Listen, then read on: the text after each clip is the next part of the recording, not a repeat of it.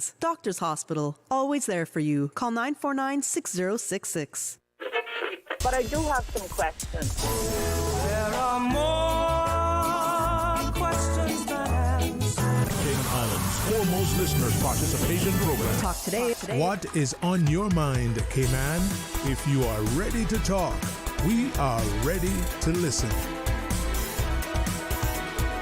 Here's your host, Sterling Dwayne Ebanks. Hey, welcome. Thank you very much for joining us. And it's truly, for me, a distinct honor, privilege, and pleasure to sit here each day and, to sit and facilitate, to live, love, laugh, but importantly to learn and be with the Minister for, Sustainability and Climate Resilience to join us. Fantastic team. We want you to be part of a discussion. So stay tuned for Talk Today.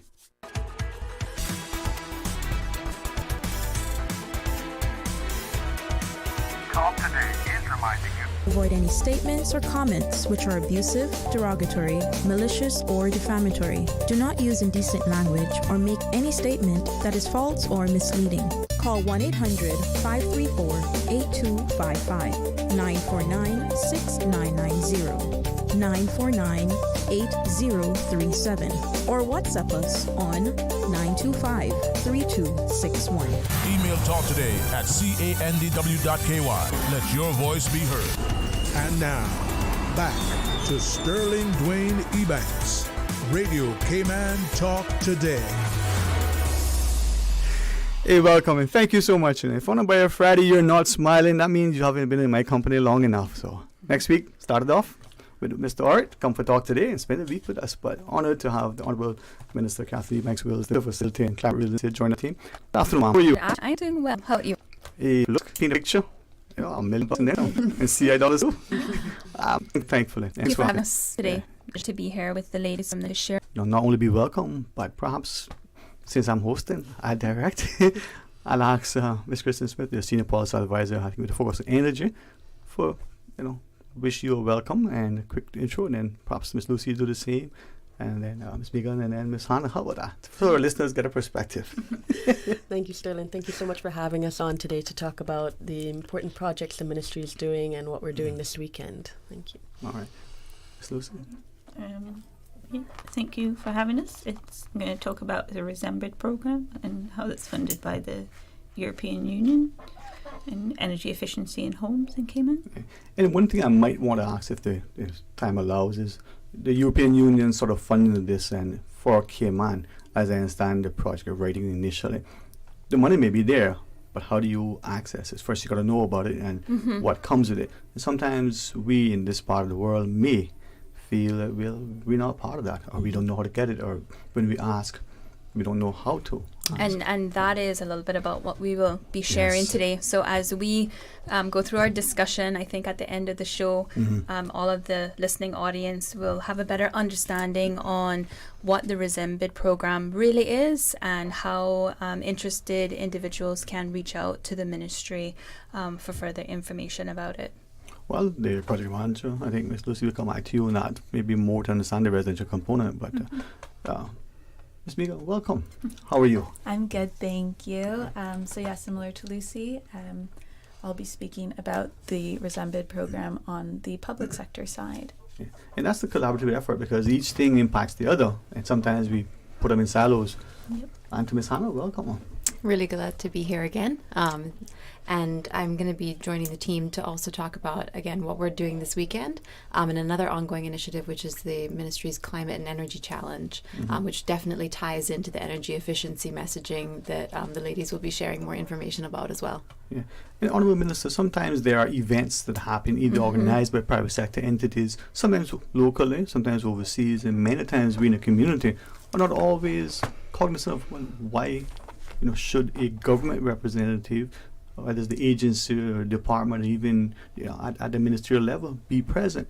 And with the Builders Expo tomorrow, immediately someone will go, well, Builders Expo, people building houses.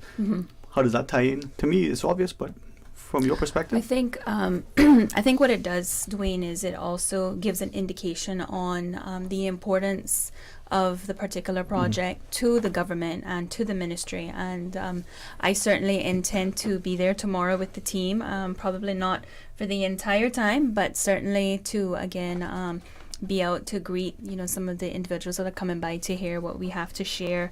And before I talk a little bit about tomorrow, I want to just take a moment to wish my colleague, Miss Heather Bodden, a very happy birthday. Today's her birthday. And anyone who knows Miss Heather knows that she works very hard. So I'm hoping that today she's finding a little time for herself to rest and relax. But as it relates to the Builders Expo and your question, Dwayne, tomorrow the ministry will be attending the Builders Expo, which is going to be from 11 a.m. to 5 p.m.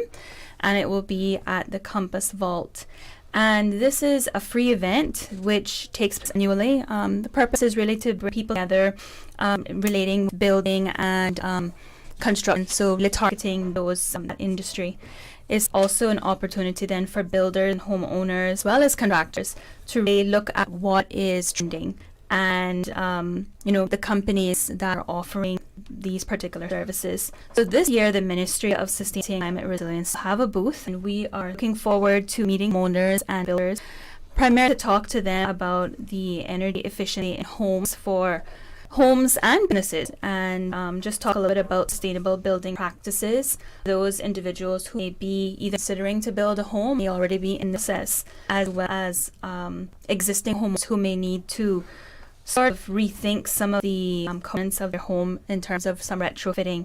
And why we're doing this is that we want to help our local residents find ways to save money and reduce what I was saying. I was sharing a bit about what we're doing here in Grand Cayman, and the primary purpose is because we want our people be able to use their hard-earned money, spend on other things other than utility bills. This is just a way for us to engage directly with the community, talk to them face-to-face about energy efficiency, and just share information with owners and builders of benefits of retrofitting or building with sustainable practices. And essentially, energy efficiency is the first line of action when it comes to sustainable action, and how much energy we consume is within our control. And again, we will be sharing a little bit about how residents can find ways to lower their bills and make their hard-earned money work for them.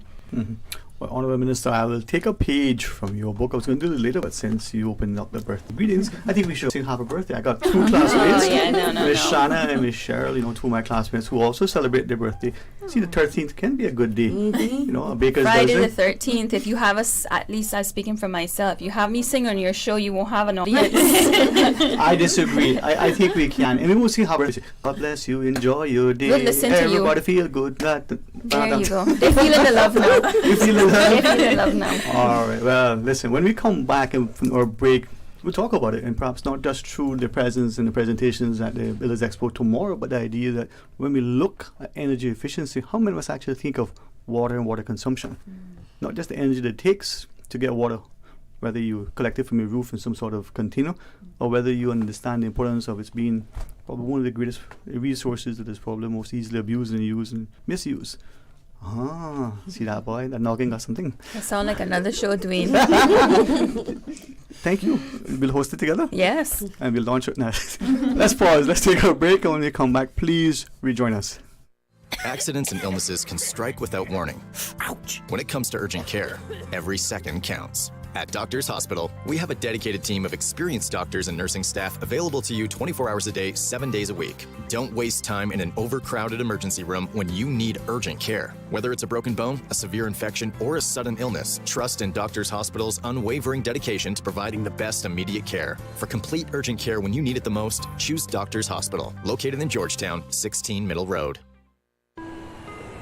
You deserve a unique vacation this year, one with easy non-stop flights from Cayman. Cayman Airways offers more non-stop flights to and from the Cayman Islands than any other airline. Now you can add Panama and Los Angeles to your travel bucket list. Skip the hassle of connecting flights. Panama is just a 2-hour non-stop flight from Cayman. And Los Angeles? Get there in less than 5 hours non-stop aboard Cayman Airways. Call 949-2311 or visit CaymanAirways.com to book your Los Angeles or Panama getaway today.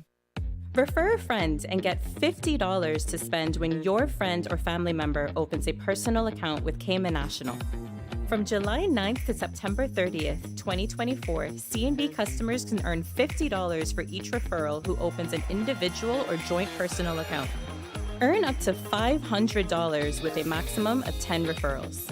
Visit caymannational.com for more details on this promotion and follow us on social media for updates. Terms and conditions apply. She hear clunk and her car stop. I was just about to send her some money, so I send it straight to her JN money transfer card. It cost me less, and perhaps she use the card, pay the garage right away. She'll get discount through the JN Rewards program in Jamaica. This card make things easy. You can even get funds at any multi-link ATM. JN Money Transfer Card. Fast, affordable, convenient. Tell your loved ones in Jamaica about it. Sign up is free. Did you know ordering your favorite sandwich from Subway just got easier? Yeah, picture this. No more waiting in line. No more fussing with cash. Just a delicious taste of Subway at your fingertips. With our new app, ordering your go-to sub is as easy as a few taps on your phone. Plus, receive exclusive deals and earn loyalty points with every purchase made on the app. Download the new Subway app today and get ready to ditch the lines and drive straight into your flavor. Visit the App Store or Google Play Store on your mobile phone and search for Subway Cayman Islands. Subway. Eat fresh. Wouldn't it have been grand if you had purchased land 30 years ago? It may not be 2020, but a perfect vision has never been more clear. Cayman Brac and Little Cayman, poised for growth with an eye on the future. Your land, your history, your future. Discover all that our sister islands have to offer. Radio Cayman's Talk Today.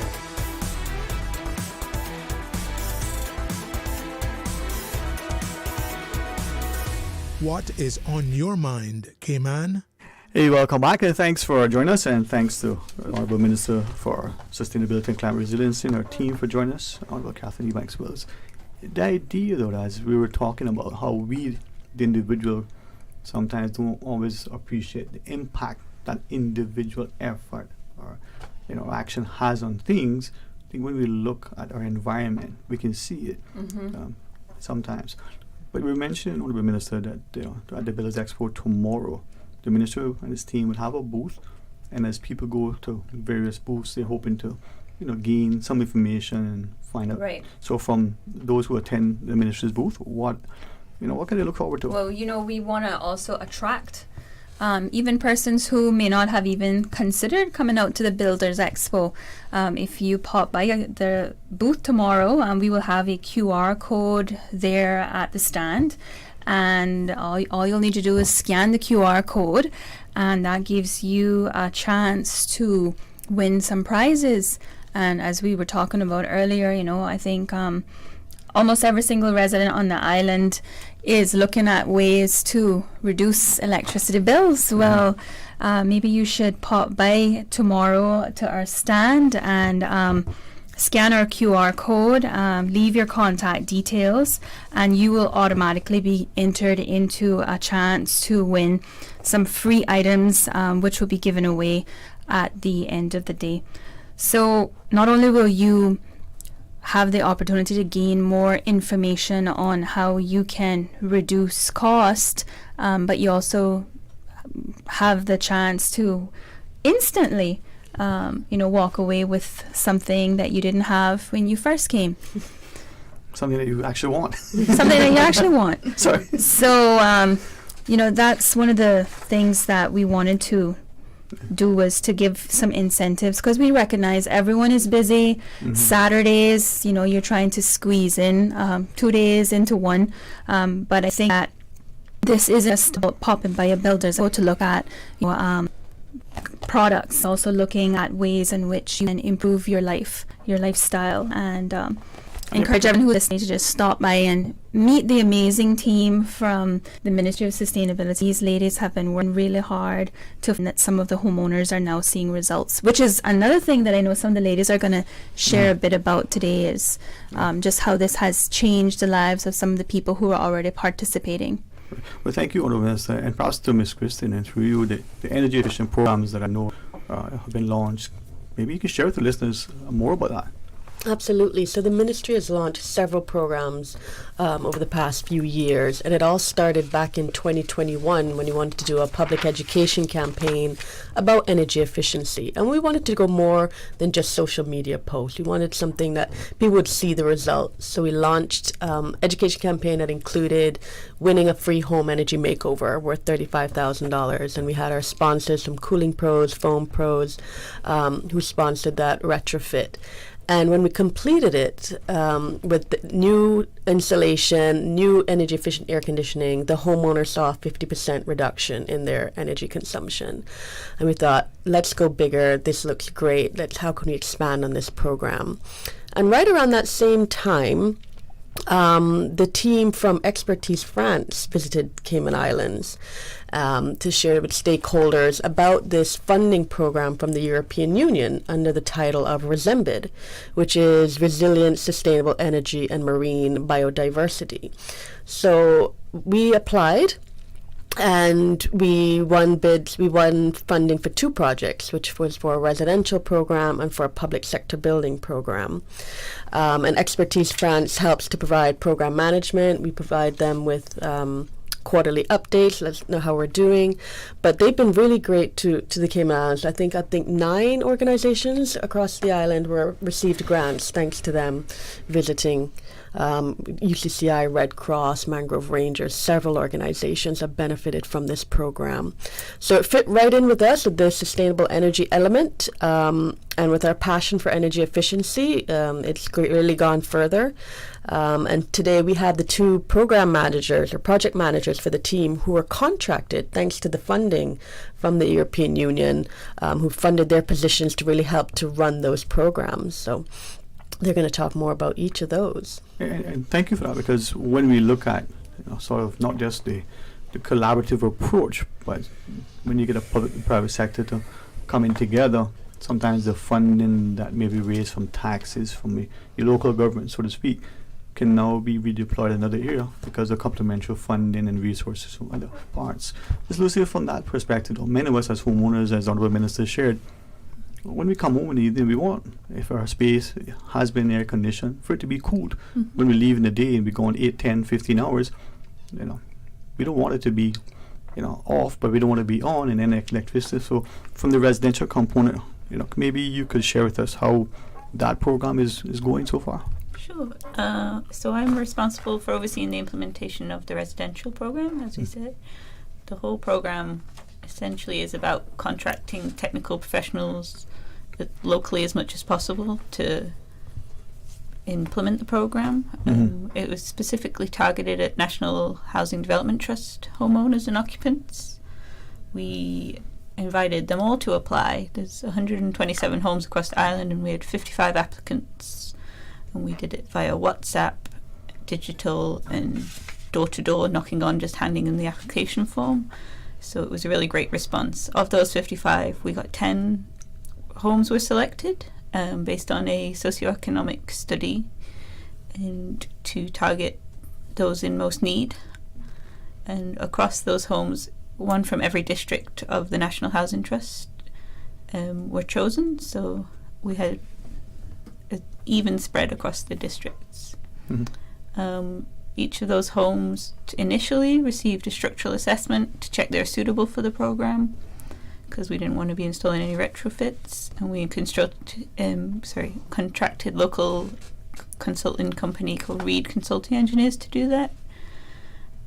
They then contracted energy auditors from Canada. Unfortunately, we're trying to encourage local companies to do that, but they're not yet any that could have those capabilities. But they contracted to perform energy audits on all the homes, which would then inform our retrofits going forward. So we also installed the energy monitors from Electrotech to allow the homeowners themselves to track their consumption and inform themselves of, maybe this device is using a lot and this is maybe I can look at using that less or at different times of day perhaps.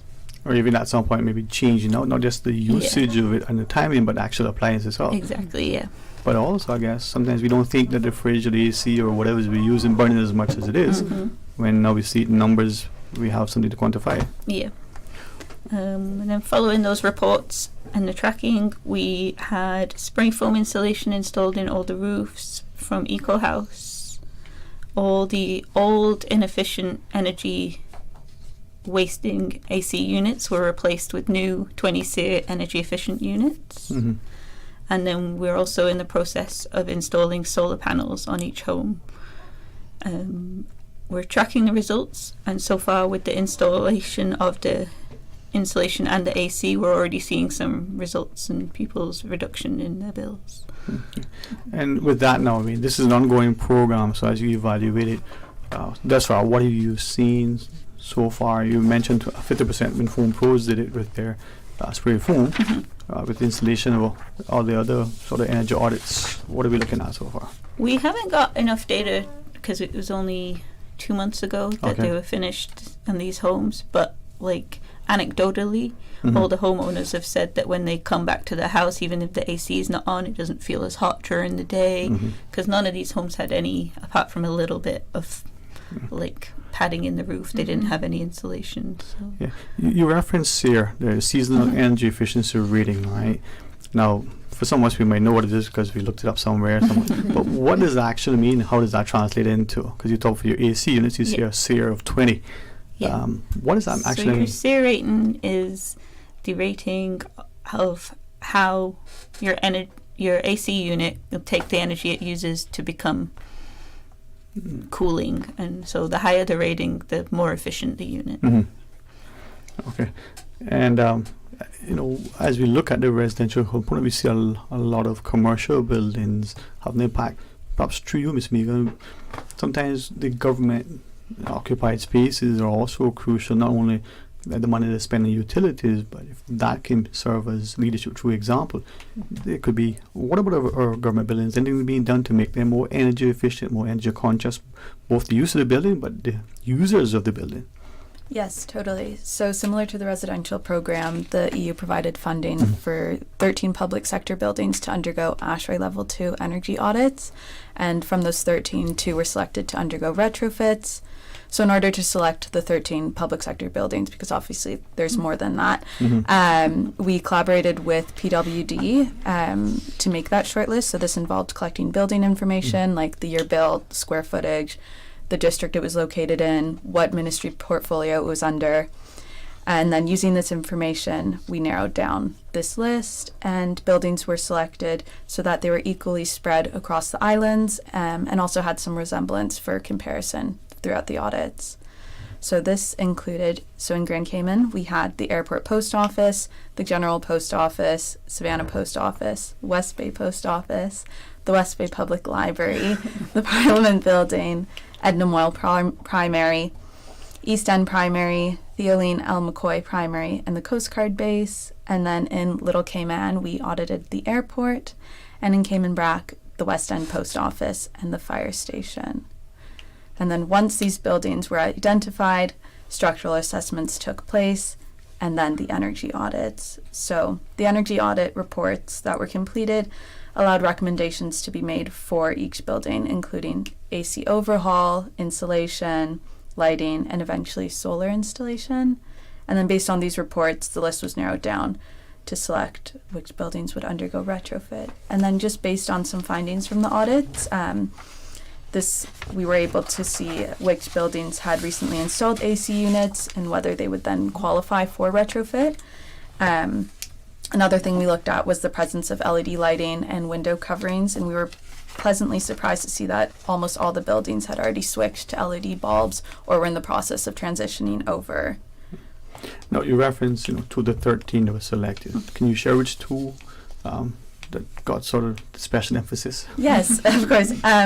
So the West Bay Public Library and the Airport Post Office have been selected to undergo retrofit, and both will be receiving new AC units. So currently the West Bay Library has a 13-year-old 12 rated SEER unit, and that will be replaced with a 20 SEER unit. And then the Airport Post Office will be receiving 5 new units with 20 SEER ratings. And if I might ask, given just those two buildings, the historical nature of the post offices, but the one in West Bay in particular, and then the sort of recent relative renovations of them, and then the airport post office, a much newer construction. How does, and to what extent, if a building, say the libraries, for argument's sake, and the town halls, if they were selected, how is their historical nature come into play when we're doing any retrofitting to make it a more energy efficient in these modern times, from the use of LEDs to the spray foam to solar? Of course. So definitely. So, for example, the West Bay Public Library, like you said, its roof, if I'm remembering correctly, is a boat. Like an upside down boat bottom. Yes, exactly. So obviously that would need to be considered if you're putting insulation in your roof. And the airport post office is a lot easier because it's just your standard building. Not as historically significant. No. All right. Let's pause and being cognizant of the time, but there's some other things we want to share. Can we just pick up the conversation when we come back? Yep. And to our listeners, the Builders Expo is tomorrow. You want to see a fantastic team that represents the government so remarkably. Well, join us tomorrow at Builders Expo. Stay tuned for Talk Today. The rich flavors of Italy just arrived at Subway. Say ciao to the Italianos. Our 3 new Subway series recipes, carefully crafted with an Italian flair. Try the Hot Shot Italiano for an enticing and zesty touch. The tastier than ever Ultimate BMT, generously stuffed with a mix of ham, pepperoni, and salami. Or go all in with the creamy chicken bacon Alfredo. New Subway series Italianos. Chef-crafted greatness in every bite. Elevate your game only at Subway. Delizioso. Discover your dream home with Cayman National's home loan. Get up to 95% financing, repayment up to 40 years, and just a 0.5% commitment fee. Your interest rate? Depending on your risk factors, it'll be fixed or variable.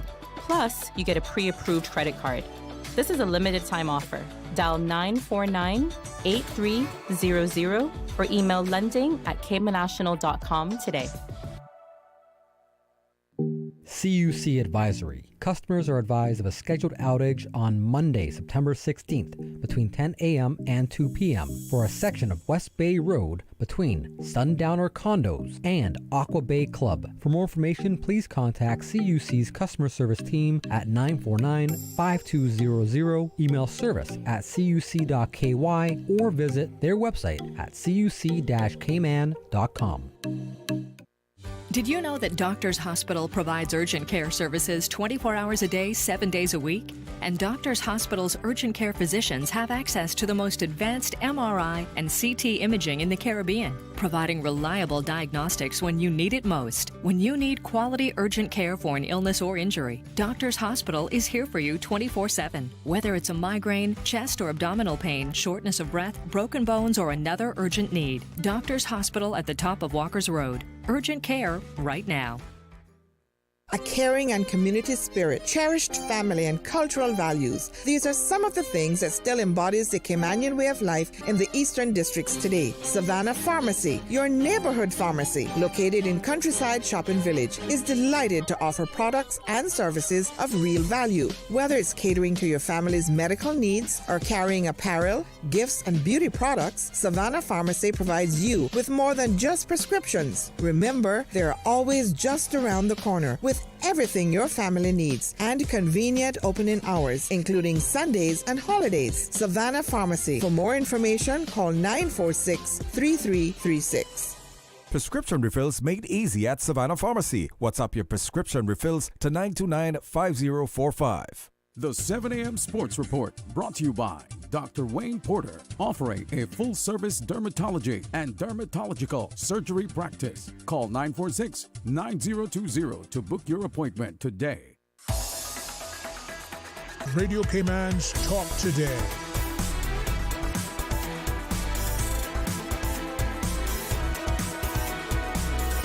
What is on your mind, Cayman?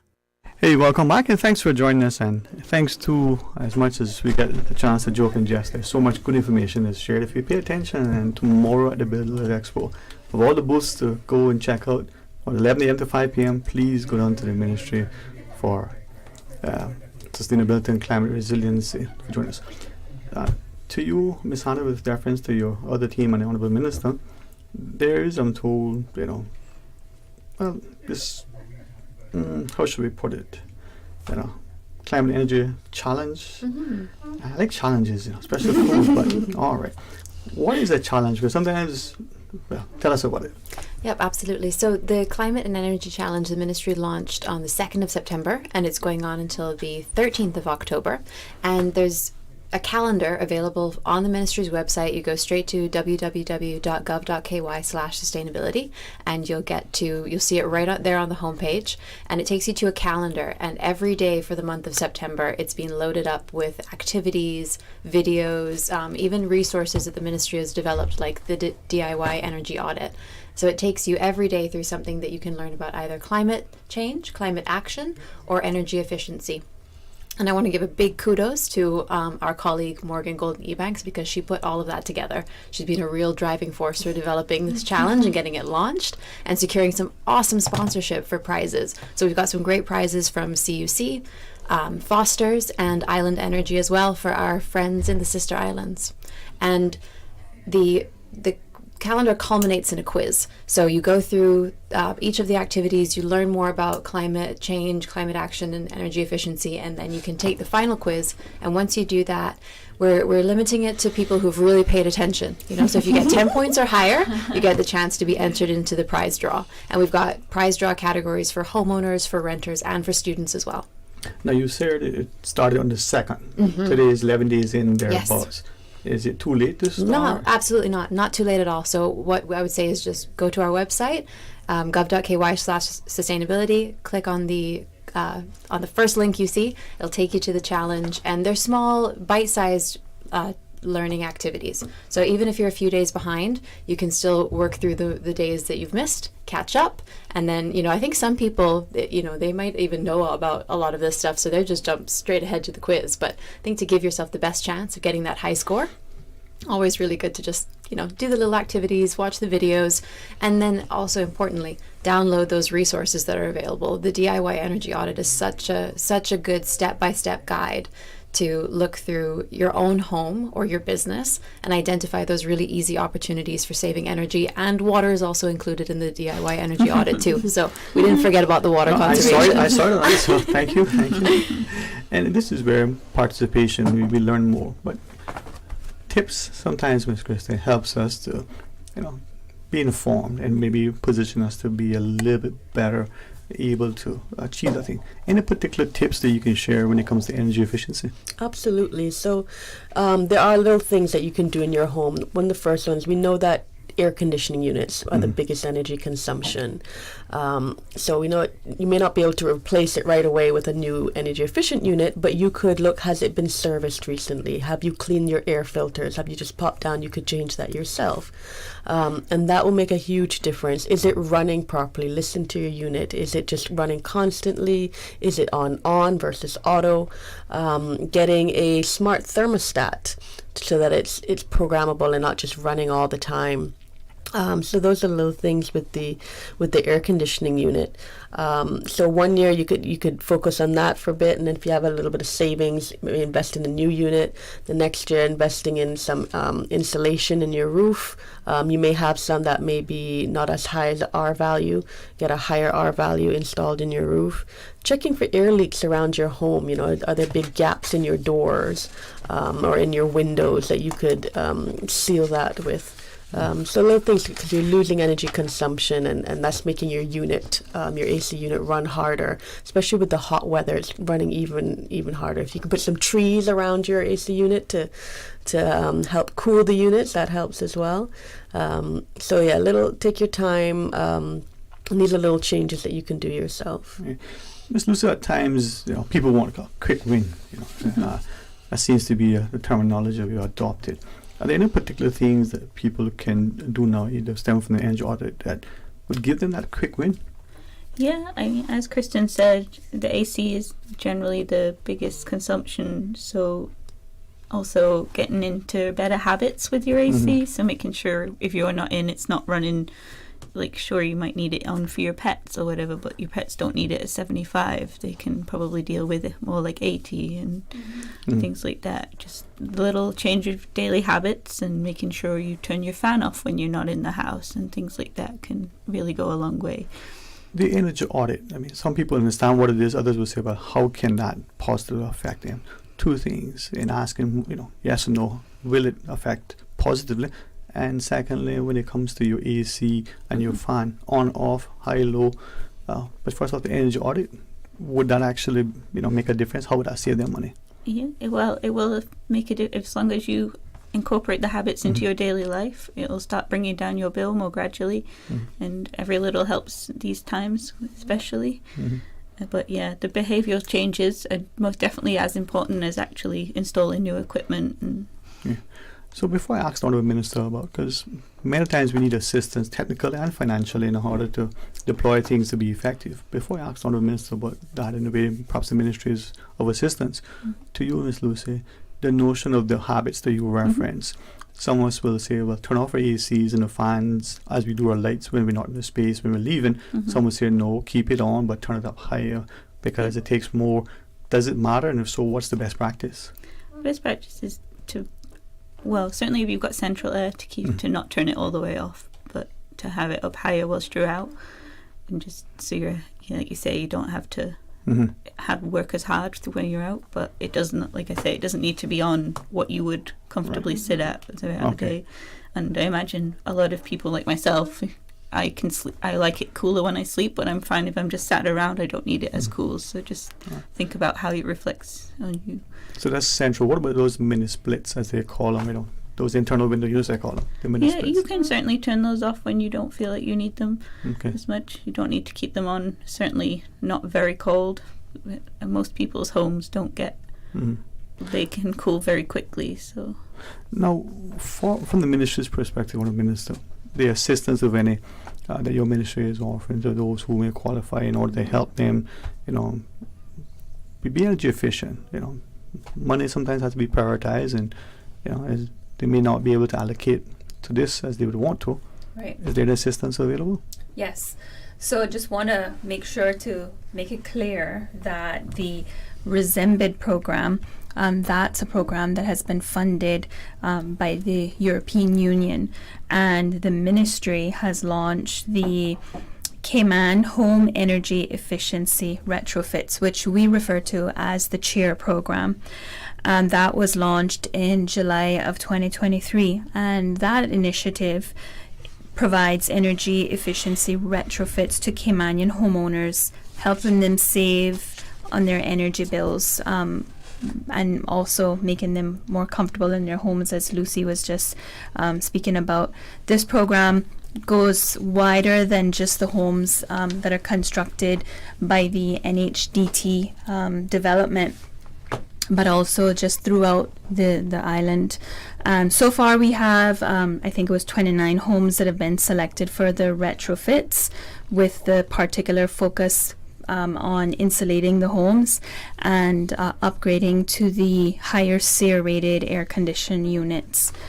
And I've been informed by these that the feedback from the homeowners has been overwhelmingly positive. Many have shared how they're already, as we heard earlier on the show, a lot of them are already sharing how they're noticing a difference in homes. It's cooler just from the insulation alone. And so we're excited to continue working with these homeowners and also some of the others who are in line to receive the retrofits, and we'll be following up with them to monitor how these changes have impacted their energy charges. And I think the more data that we have, then we're able to share it with the wider community. And I think that once that information starts going out to public, then everybody start to appreciate, should I start putting aside some money to upgrade my AC units, or should I look at, trying to find a way to insulate, a particular room in the house that might be really hot. So it's when people start to hear about the experiences from those who have joined CHEER program, it'll be a way for us to make our island a much more energy efficient island.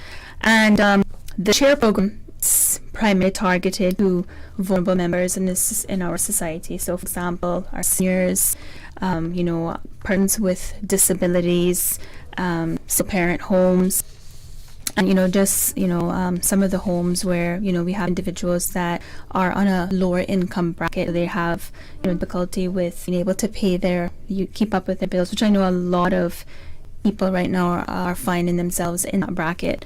And so we are taking steps to efficient solutions, and this is being done. For example, the exercise that we're doing tomorrow, getting out to the public, making them aware, for those who are unable to do it on their own, making them aware of the programs that are available and how they can apply. And then for the other individuals who may not fall into the bracket of being deemed as vulnerable, just finding information where they can make small changes that will more than likely they'll see on their at the end of the month. Consistent, not just I'm done, Yep. ongoing. Right. As we wrap up our discussion, through you on perhaps respectfully, just Christine, the energy audit, where we can get this, remind us of tomorrow, all right? Absolutely. So when you visit our booth tomorrow, you'll be asked to scan a QR code and enter your information so that you can download the DIY energy audit. And just doing that simple act will get you entered to win some prizes, some wonderful prizes from Foster's and A.L. Thompson's. But the audit is also available on our website on gov.ky/energy. But if you visit our booth, you'll get the enterprises. But yeah. I mean, this is sort of the DIY sort of Absolutely, on the government's DIY. website, gov.ky. But of course, tomorrow, I want to get it in person and get instructions. Yes. Thank you all very much. And through you, Honourable Minister, if you want to deploy any of your team between now and whenever, please let us know how we can help, because this is an impact on an environment that is going to be beneficial for generations. Thank you very God's willing. much. See you all tomorrow. Thank you. Thank you for the time, for allowing us to come on and share a little bit about what we're doing, and just want to encourage the public, those of you who can make it out tomorrow, come out to the Builders Expo, and if you're unable to make it, please visit our website at www.gov.ky/energy. Thanks. And have a wonderful, successful, and most enjoyable day tomorrow. But very safe and productive. Rest of the decade, the century, the millennium. That'll be good. All right. See you soon. We'll be back, Dwayne. Don't worry. All right. Stay tuned. All right, thank you very much, Sterling. Just a note to the public. The University of West Indies Open Campus would like to inform the community that their phone lines are currently down. To reach the school, simply email cayman@open.uwi.edu, or, of course, you can stop by the campus today. Once again, the phone lines are down at the University of West Indies Open Campus. This is the People's Radio Station.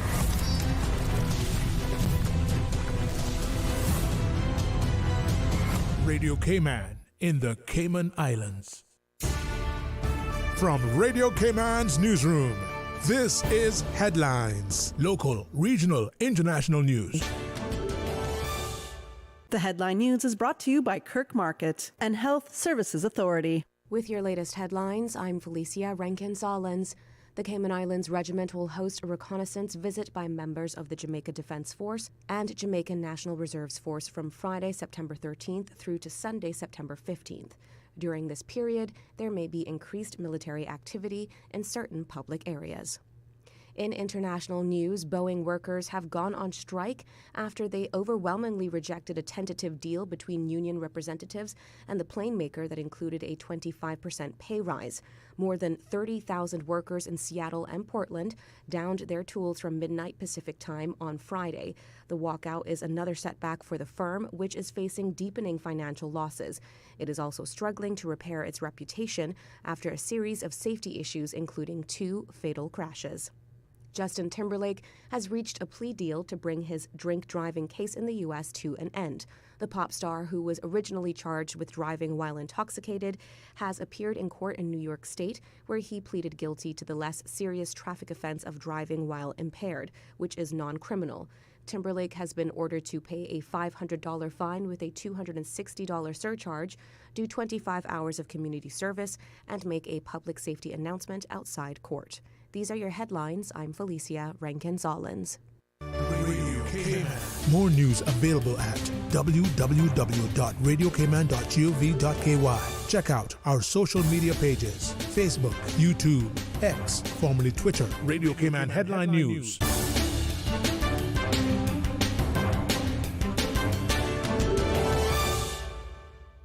When it comes to weekly meal prep, I trust Kirk Market to provide the best value for quality proteins. The butchers at Kirk Market are super helpful. They always slice my steaks perfectly. Kirk Market has everything I need for healthy and flavorful protein-packed meals. From lean cuts of CAB choice beef, tender CAB prime beef, the juiciest pork, and all-natural hormone-free poultry, to their seafood section with everything from fresh local snapper to omega-3 rich salmon. I choose Kirk Market for the highest quality proteins to support my healthy lifestyle. Kirk Market. Eat well, live well, and discover a world of choice. The Health Services Authority would like to thank you, the Cayman community, for voting us the Best of Cayman Islands 2024 in 13 medical categories. As the largest and longest healthcare provider in the Cayman Islands, we have been caring for you for many generations, helping the people of our islands live longer, healthier, and happier lives. At HSA, we are committed to caring for you. For more information, visit hsa.ky or call 949-8600. Radio Cayman is pleased to feature this special Sister Islands historical vignette brought to you by the Ministry of District Administration and Lands. Explore your history, explore your land, explore your Sister Islands. Cayman Brac artist Holroy Eric Lorenzo Walton, affectionately known as Roy, was born on August 13, 1936 in Bogasan, Cayman Brac. Roy's upbringing in the Cayman Islands, rich with maritime traditions, fueled his love for shipbuilding and the sea. From assisting in the collection of boat timbers to his involvement in the turtling industry, Roy's fascination with the sea was evident. At 16, he embarked on his seafaring career with Colonel Shipping and later with National Boat Carriers, where he honed his skills and drew inspiration from the ocean. Despite the demands of his career, Roy's passion for art flourished, creating paintings, sculptures, and crafts that captured the essence of maritime life in the Cayman Islands.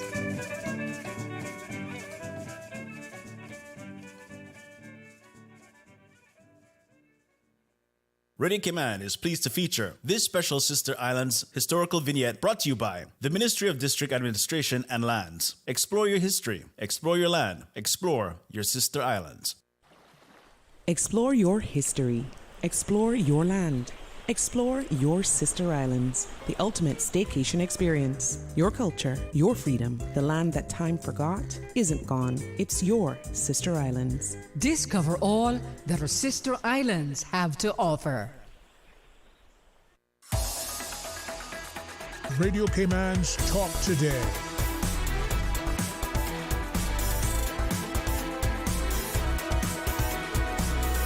What is on your mind, Cayman?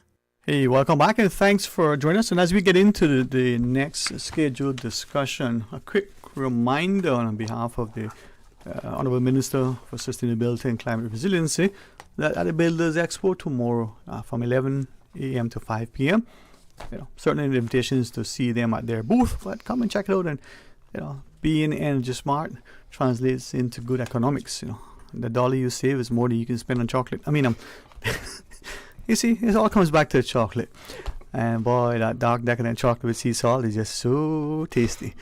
Well, I'd almost say my friend and cousin, but I don't want to say that because people might hold it against her. But, intellect nonetheless, and very, very dedicated and determined stalwart of the soil who serves the interests of the public with, I think, a resolve, and if I may borrow the word resilience, that means that we encourage discourse, and through that dialogue there might be a semblance of unity. Hopefully that is our objectivity, right? Yeah. Miss Michelle Lockwood, how are you, Mom? I'm good, thanks. How about you? Look at me. Do I look good? I feel good. That's good. It's Friday. It could be a Monday. It could even be a Saturday morning. And I say that with all love and respect because too many times we don't see what Cayman has to offer. And we allow ourselves to be duped at times. Even the best of us, and those who say they haven't been, lying to themselves. Because people, take advantage of things often as they can without any conscience. But also we allow ourselves to repeat things without questioning.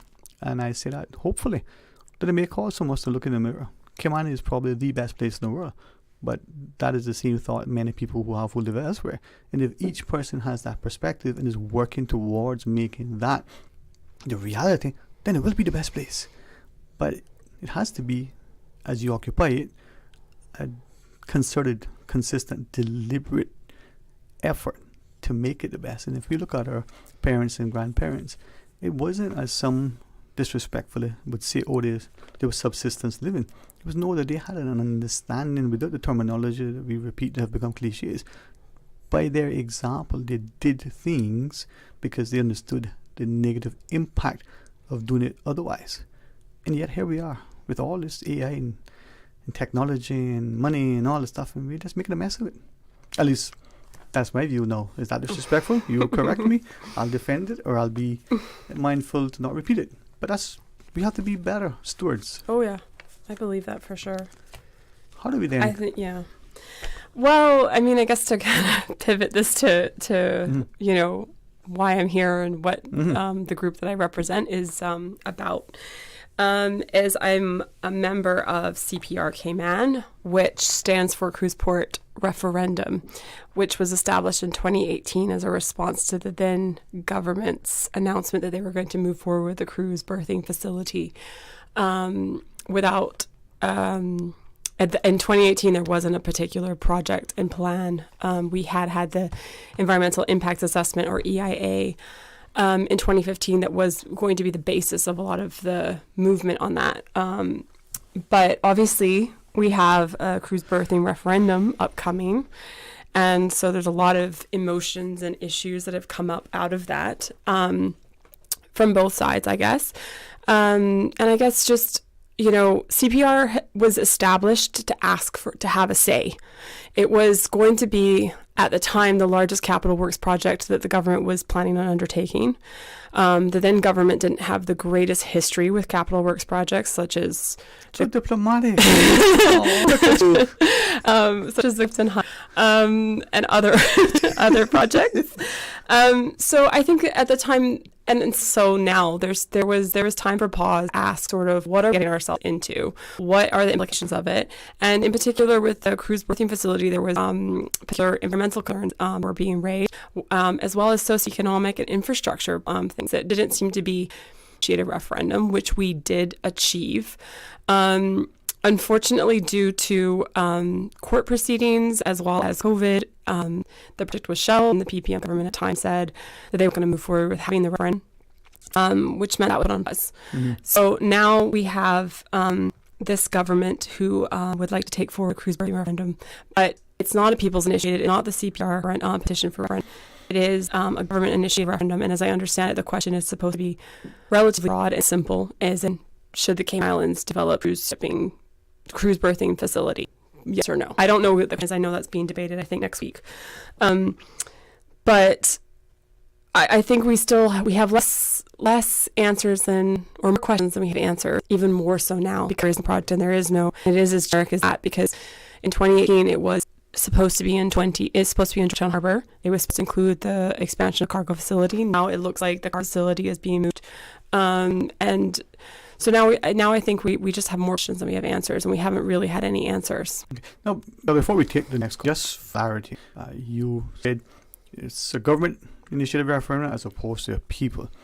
Why the distinction? I mean, does that matter whether it's one or the other? It does actually matter. The threshold is obviously quite different. So Section 69, which is a government-initiated referendum, Section 69 of the Constitution, states that a government can initiate a referendum and the result is not binding.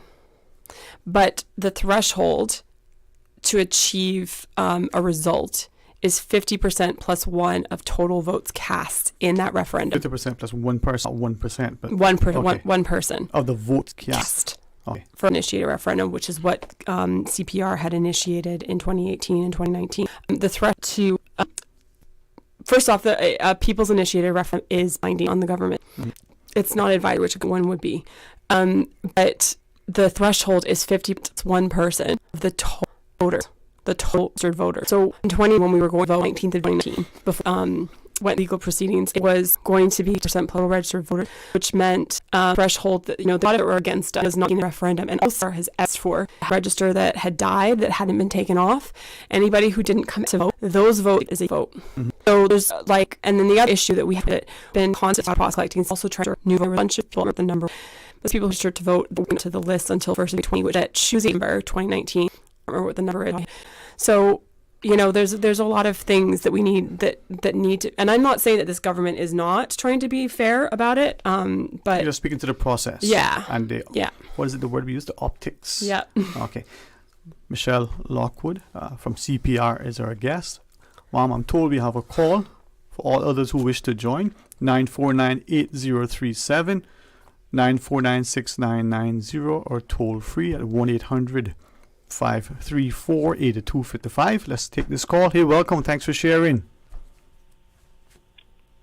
Good afternoon to you, Sterling Green. Hey, Good welcome, afternoon sir. to the young lady there. How are you, sir? Just fine, thank you. Yes, sir. I think, we can play politics all we want. This is all politics. As far as I'm concerned, when I call into you, I'm talking about my opinion. Yes, sir. A cruise peer referendum would be a better nomenclature because we have a port. It's a roadstead, really, and calling it in proper marine terms. What we have in Georgetown, not a harbor, it's a roadstead. If we're going to remain in the cruise tourism business, we're going to have to build a pier. That's obvious. We know that. We can play all kinds of games we want to play. And many of the young people involved in opposition to this and so forth, it's very nice of them to be involved in activities in these kinds of things. Every country now, you find young people are involved in universities and so forth, in causes, and so forth. Reality, the world has to go on. Money has to keep flowing in. Changes have to be made, especially in small countries like ours. There are many people living in Governor's Harbor and places like that, so that are not knowing that those places were covered and filled with mangroves years ago. They have been torn down and destroyed and dredged up and filled up land, man-made lakes and beautiful things. For those who can afford it, the higher earning people have condos and apartments there. And their children can get up and say, oh boy, we shouldn't have torn these mangroves down, etc., etc. But you wouldn't be living there if we hadn't have torn them down. And that's just a simple fact.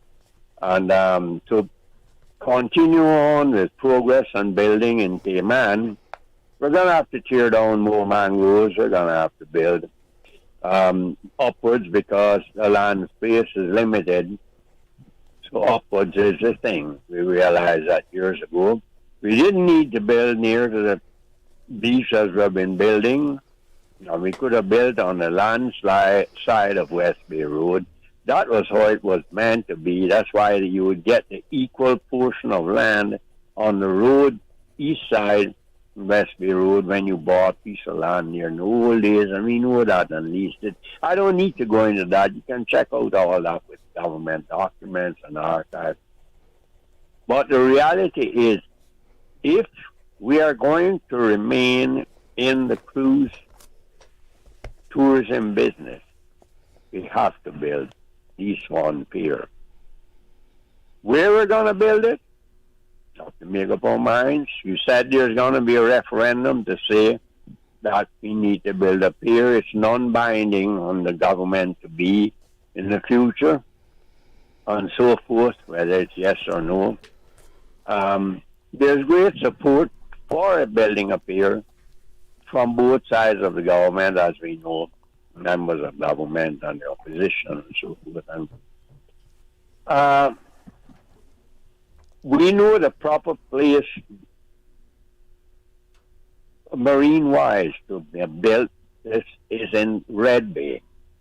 Every mariner has always said that. From my great father's days, he was a shipwright and a captain. He had both licenses.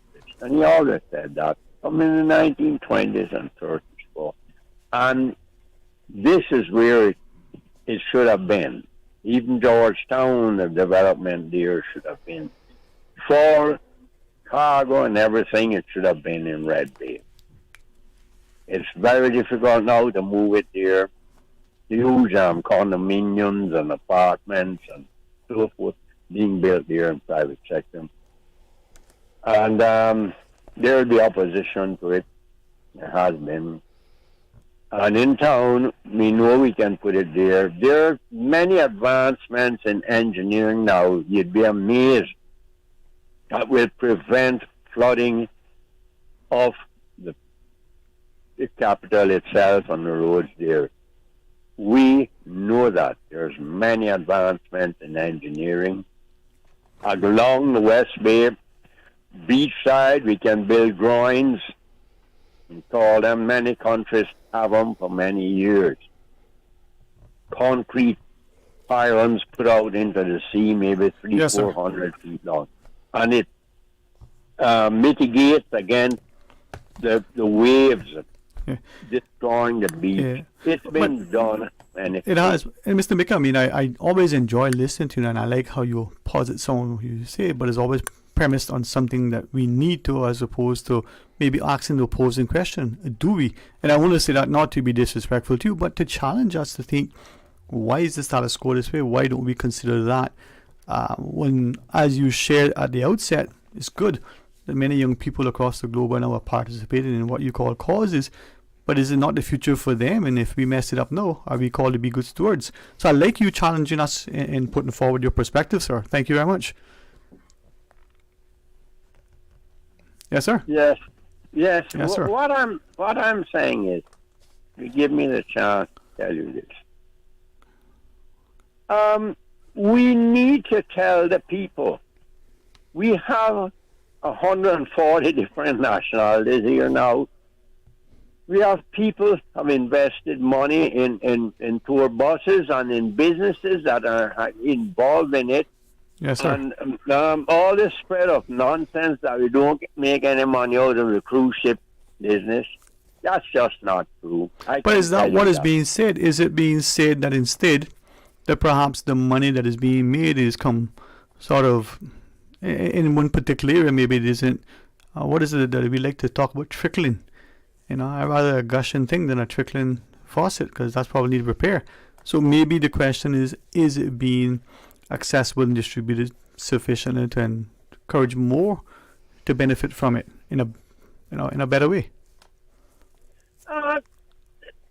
We're going off on tangents. No, sir, just picking up on what you were sharing. I understand what you're saying, Sterling Green. Yes, sir. But we are going off on tangents. How the money is distributed will be worked out anyway. 76% of the people working along the beach, the hotels and everything are not Caymanians. You've got to think about that in the over tourism place. Yeah. So many Caymanians are in the other field, the cruise tourism.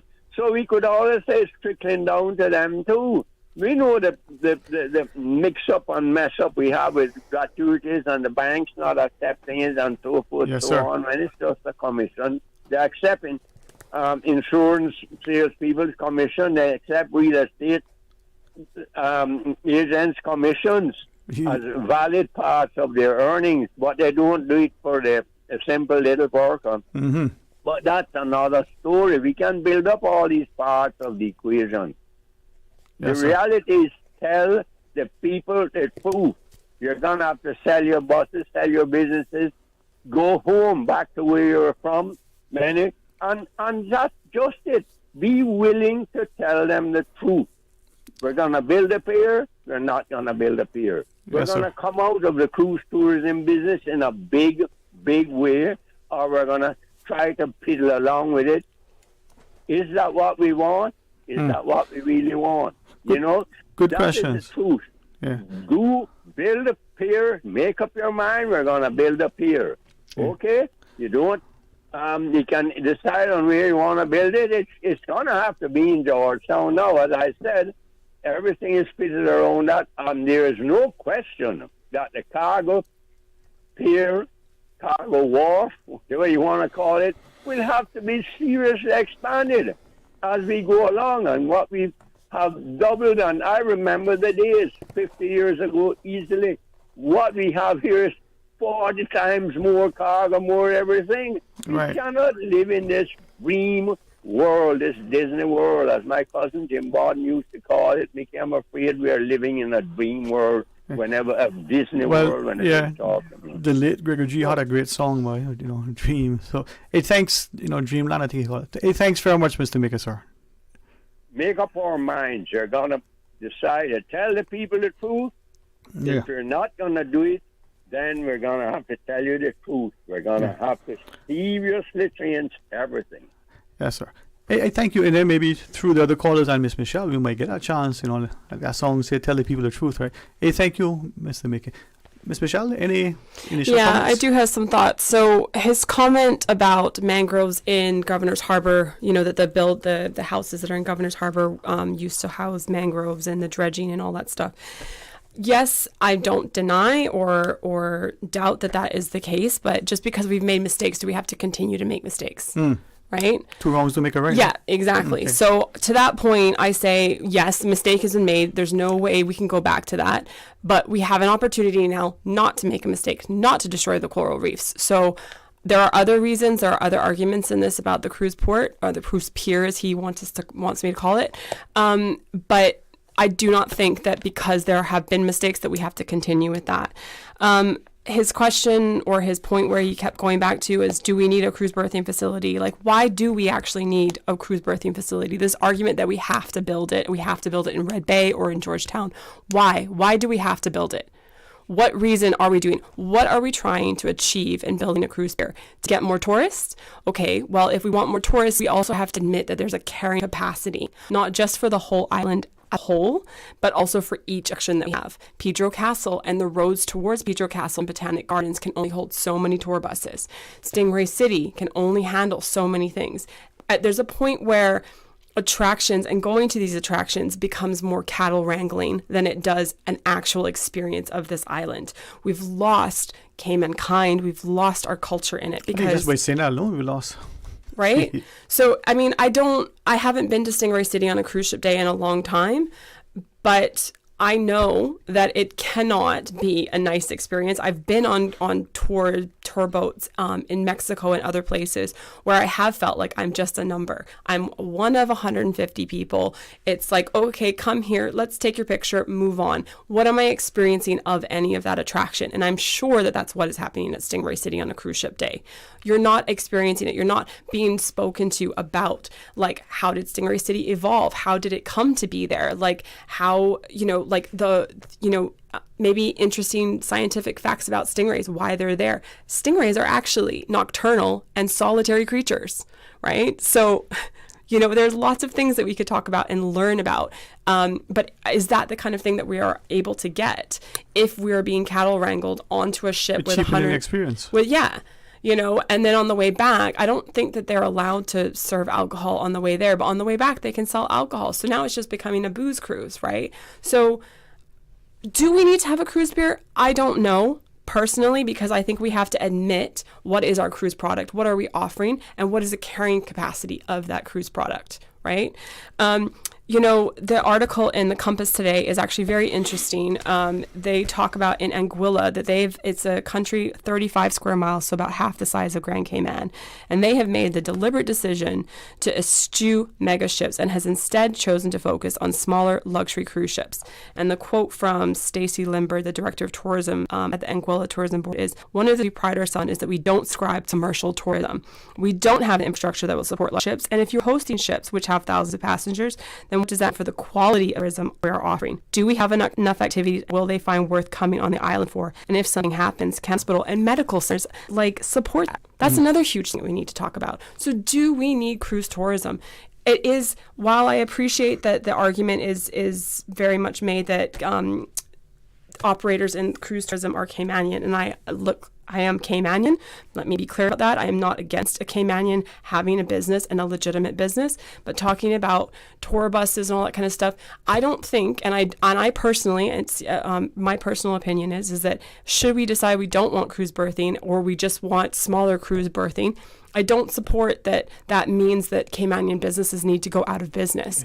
But I think we can make a better deal for them where they don't have to be fighting and chasing so badly on a cruise ship day to get tours. These cruise lines, they ask the cruise operators here, hey, sell me your Stingray City tour, $10 US. They sell it on board for $100. And the cruise operator here has to take 100% of the liability should anything happen on that tour. The cruise lines sell it at a massive profit without taking any liability for that. How is that fair? You see, in listening to you, and hopefully others will call in, and what I'm getting is, you said it outside, there are a lot of questions, perhaps more questions than answers. So there's a need to, if not answer the questions, at least have them asked. Right? Yeah.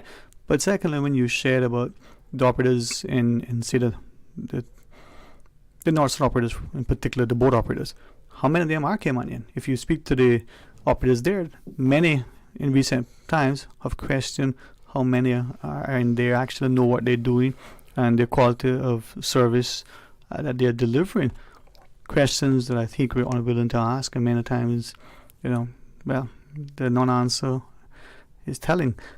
Miss Michelle, can we just pause and take a break? And of many of the things to ask, we would like to ask, first and foremost, when we return, cargo versus cruise. Is there a difference? Are the two being conflated, in particular in relation to a question of a referendum? And can you have one without the other? Do they go hand in hand? Can we talk about that somewhat? And of course, anything else that CPR wishes to put on the table. All right, the phone lines are open. Give us a shout and share your thoughts. It's Friday, right? Well, then you got Monday to stew and regroup. So stay tuned for Talk Today. You deserve a unique vacation this year, one with easy non-stop flights from Cayman. Cayman Airways offers more non-stop flights to and from the Cayman Islands than any other airline. Now you can add Panama and Los Angeles to your travel bucket list. Skip the hassle of connecting flights. Panama is just a 2-hour non-stop flight from Cayman. And Los Angeles? Get there in less than 5 hours non-stop aboard Cayman Airways. Call 949-2311 or visit CaymanAirways.com to book your Los Angeles or Panama getaway today. Did you know ordering your favorite sandwich from Subway just got easier? Yeah, picture this. No more waiting in line. No more fussing with cash. Just a delicious taste of Subway at your fingertips. With our new app, ordering your go-to sub is as easy as a few taps on your phone. Plus, receive exclusive deals and earn loyalty points with every purchase made on the app. Download the new Subway app today and get ready to ditch the lines and drive straight into your flavor. Visit the App Store or Google Play Store on your mobile phone and search for Subway Cayman Islands. Subway. Eat fresh. Accidents and illnesses can strike without warning. Ouch! When it comes to urgent care, every second counts. At Doctors Hospital, we have a dedicated team of experienced doctors and nursing staff available to you 24 hours a day, 7 days a week. Don't waste time in an overcrowded emergency room when you need urgent care. Whether it's a broken bone, a severe infection, or a sudden illness, trust in Doctors Hospital's unwavering dedication to providing the best immediate care. For complete urgent care when you need it the most, choose Doctors Hospital, located in Georgetown, 16 Middle Road. The DVDL Customer Support Unit is now open. Customers can book appointments for written and driving tests through DVDL's hotline at 945-8344. That's 945-8344. We were set to battle, and your Aunt Angie was leading the pack when... Aunt Angie, what does this have to do with car damage? Oh, right. Well, long story long. I took down the assassins and wound up inventing a new form of mixed martial arts. I became an international champion until one sore loser karate kicked my car. But I was covered with CG. Covered for malicious damage and more. CG Britgay. Good like that. All benefits are subject to policy provisions, including eligibility at the time of service. The Church of God Chapel Boddentown extends a warm homecoming to our community. It's time to come back home to church. More than fellowship, home is where the heart is. where your family feels safe. This special homecoming service is for you. On behalf of the family of the Church of God Chapel in Boddentown, come back home to church. Sunday, September 15th, 10:30 a.m.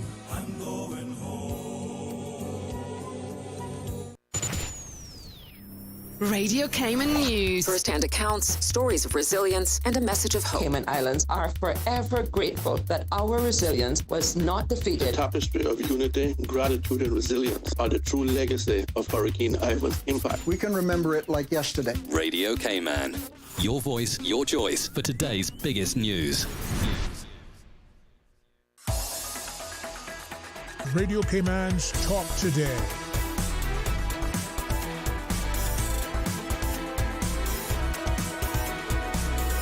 What is on your mind, Cayman?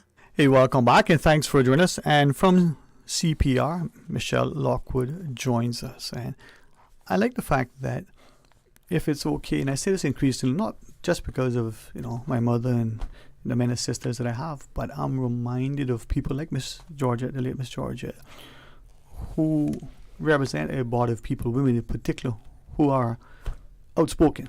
Always respectful, but are respectable in what they say, even if it goes against the grain or they champion the status quo. They do it with conviction.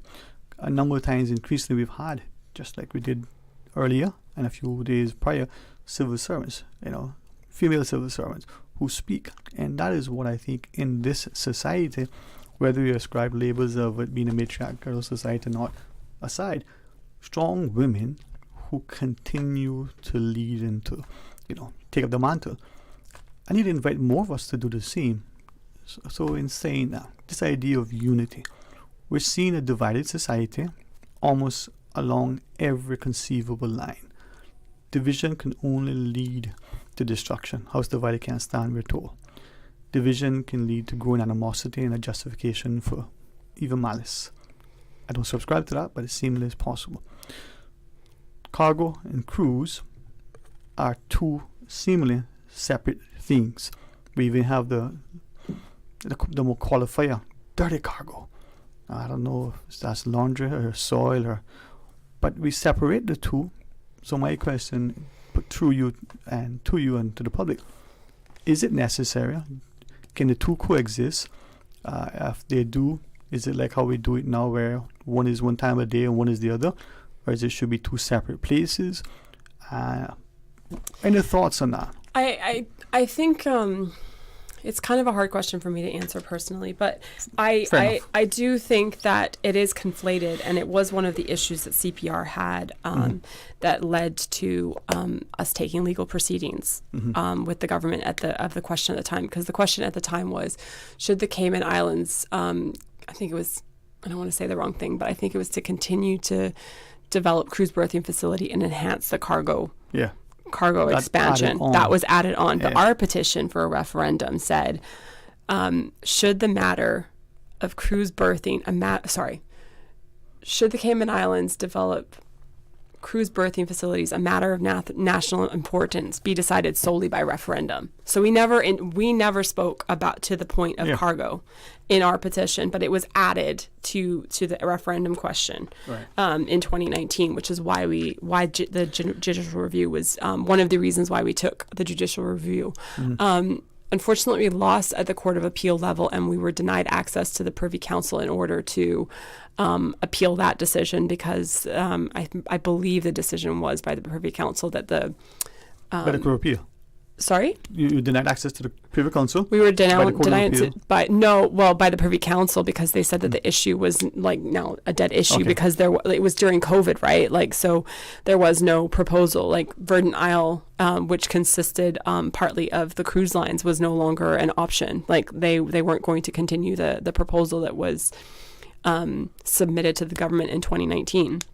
So I think that was the reason why we were denied access to the Privy Council, so it never went any farther. And there's also a very fine line between the judiciary and the legislator, and what the judiciary is allowed to say in terms of what the legislator can do. But that was one of the reasons why we took the judicial review in the first place. Because I do think it conflates it, and I do think that it has a level of fear-mongering to it, because I do feel that there are some people that feel or felt in 2019 that they were like, but we can't do without cargo. We need cargo because that is our lifeline. We are heavily reliant on cargo. So I do think it is unfair to conflate the two issues, but unfortunately they have been conflated in that they're the same even port. to this day as well, because why I'm asking, in preparation for today's discussion, and we're hoping to have someone else join us, but thank you nonetheless for coming in. Not scientific, certainly it was just for my own edification. I spoke to a couple of others and said, listen, you're in this industry, I know was very public in your view for or against, just speak with me. I'm so glad that they did. And both sort of camps shared that the cargo is one thing, and now with the referendum on the cruise, there's still many people think it's on the cargo or it's on both. They're not certain.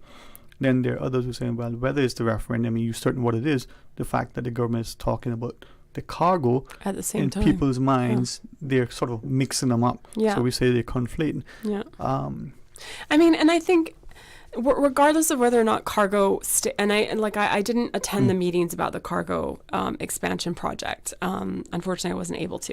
Mm-hmm. But regardless of where they choose or what they choose to do with that, the fact of the matter is that the government, whichever government, whether or not it's this one, PPM, or any other coalition of independents, is not going to let anything happen to the cargo facility. They are going to ensure that we have access to what we need, right? Mm-hmm. So I think it's very unfair to conflate it and to allow people to believe that cargo has to be part of cruise pier, or this is our opportunity to enhance both. Okay, I want to ask something. We have a call and we'll take the break, but I want to ask about it, given the timeline from the perspective. So I'll put it there for people to think.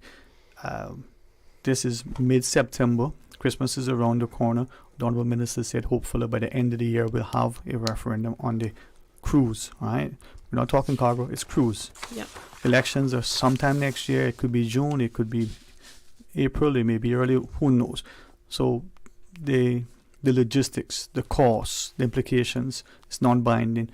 Does that have any say or play, impact, or any benefit of doing it now versus not? Maybe talk a little bit about that. Would that be helpful? Mm-hmm. All right. We'll pause. We'll take the caller. We'll return. Continue the discussion. Stay tuned. Find your dream car with a Cayman National Vehicle Loan. Enjoy 100% financing, up to 8-year repayment, and a 7% fixed interest rate for the first 5 years. For eco-friendly cars, we'll waive your commitment fee. This only applies to new vehicles. Call 949-8300 or email lending@caymannational.com today.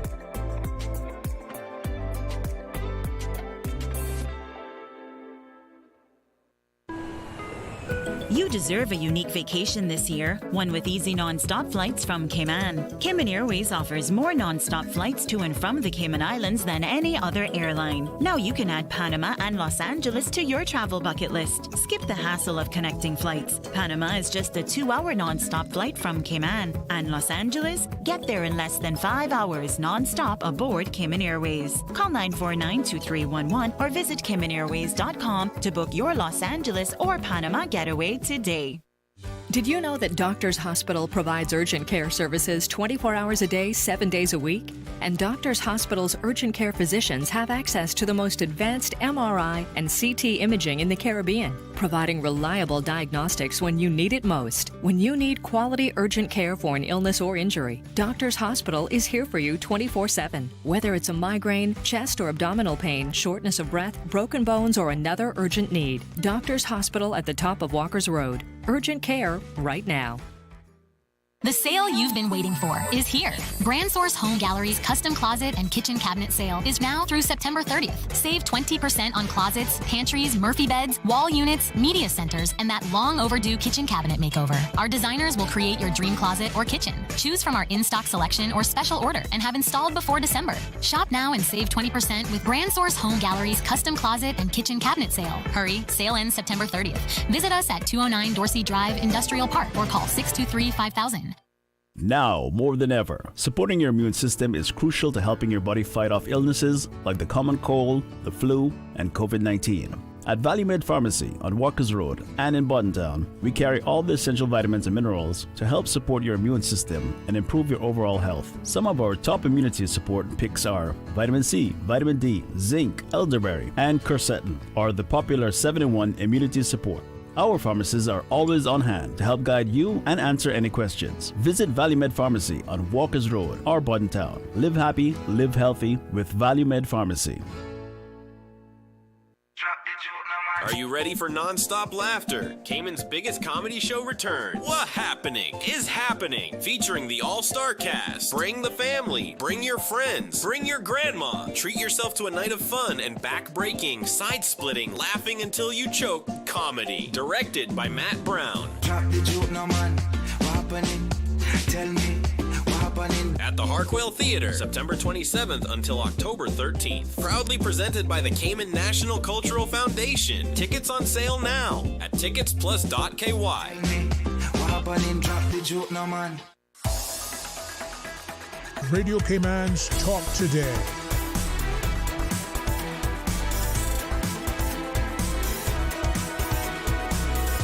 What is on your mind, Cayman? Hey, welcome back. Thanks for joining us. And from CPR, Miss Michelle Lockwood is our guest. Mom, we do have a caller. Thank you for hanging on. Welcome. Thanks for calling. Good afternoon. How are you doing?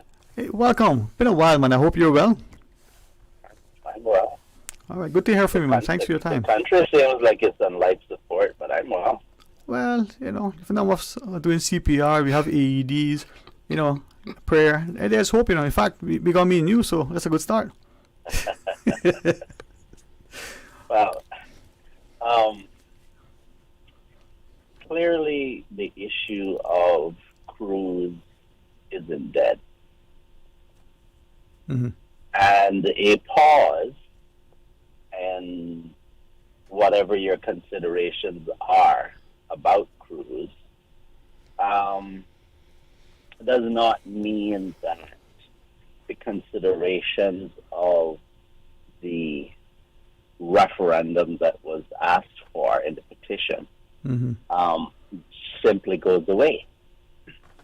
Because I know that's what the attempt to do was, which is if you say, look, we're not doing this, that somehow the obligation to have the referendum falls away.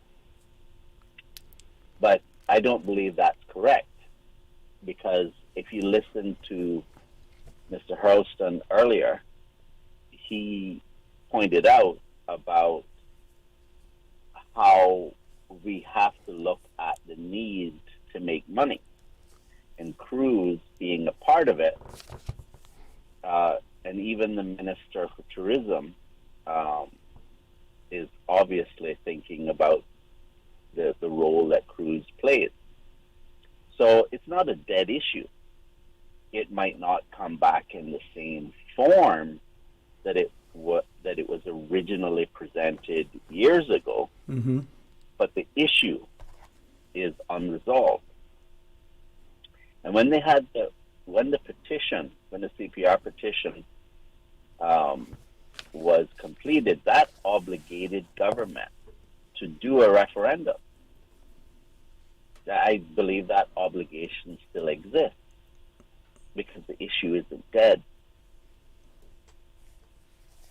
Now, the question could be different, like adjusted for whatever it is that they've decided they want to do about it, but it's not a dead issue. And so I thought it was something that should have taken place originally when the petition was done, rather than pausing. I felt that the referendum should have just been done anyhow, because it would have settled in the minds of politicians how the public feels. But if you put yourself in the shoes of a politician, would you want to have a referendum that obligates you to do something? Let's say that whatever the majority says, right? That would be by binding on the government in a voter-initiated referendum. But why would a politician want to avoid being in a situation like that? Is because they don't want to have their hands tied in any way. I think the best way to deal with these types of issues is to just have a frank, open, public conversation about what all of the facts are. The way that they did the cargo consultation a few weeks back, that's not a good example of how you do it. I agree. That was just an attempt to have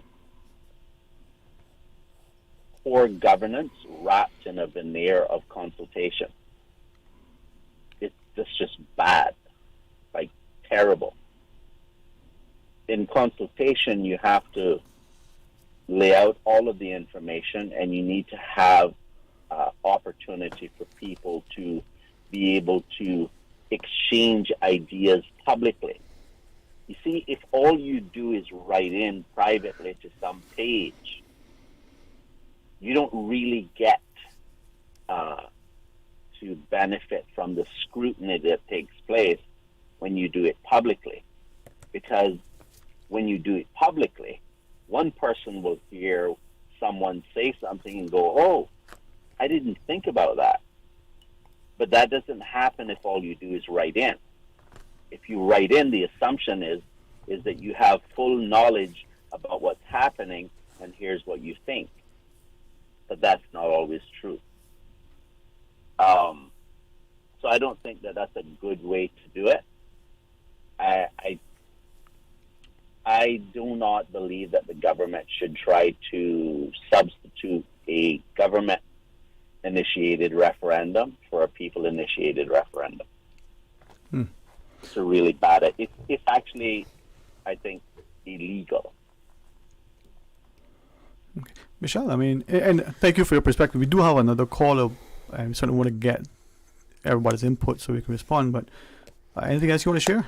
I mean, I don't think it's a dead issue. I definitely don't. And I'm sorry if that was how my comments came across. I don't think it's a dead issue, but the government at the time said it was a dead issue, and the Privy Council said that there was no longer a proposal, so there was no need for us to appeal to the Privy Council.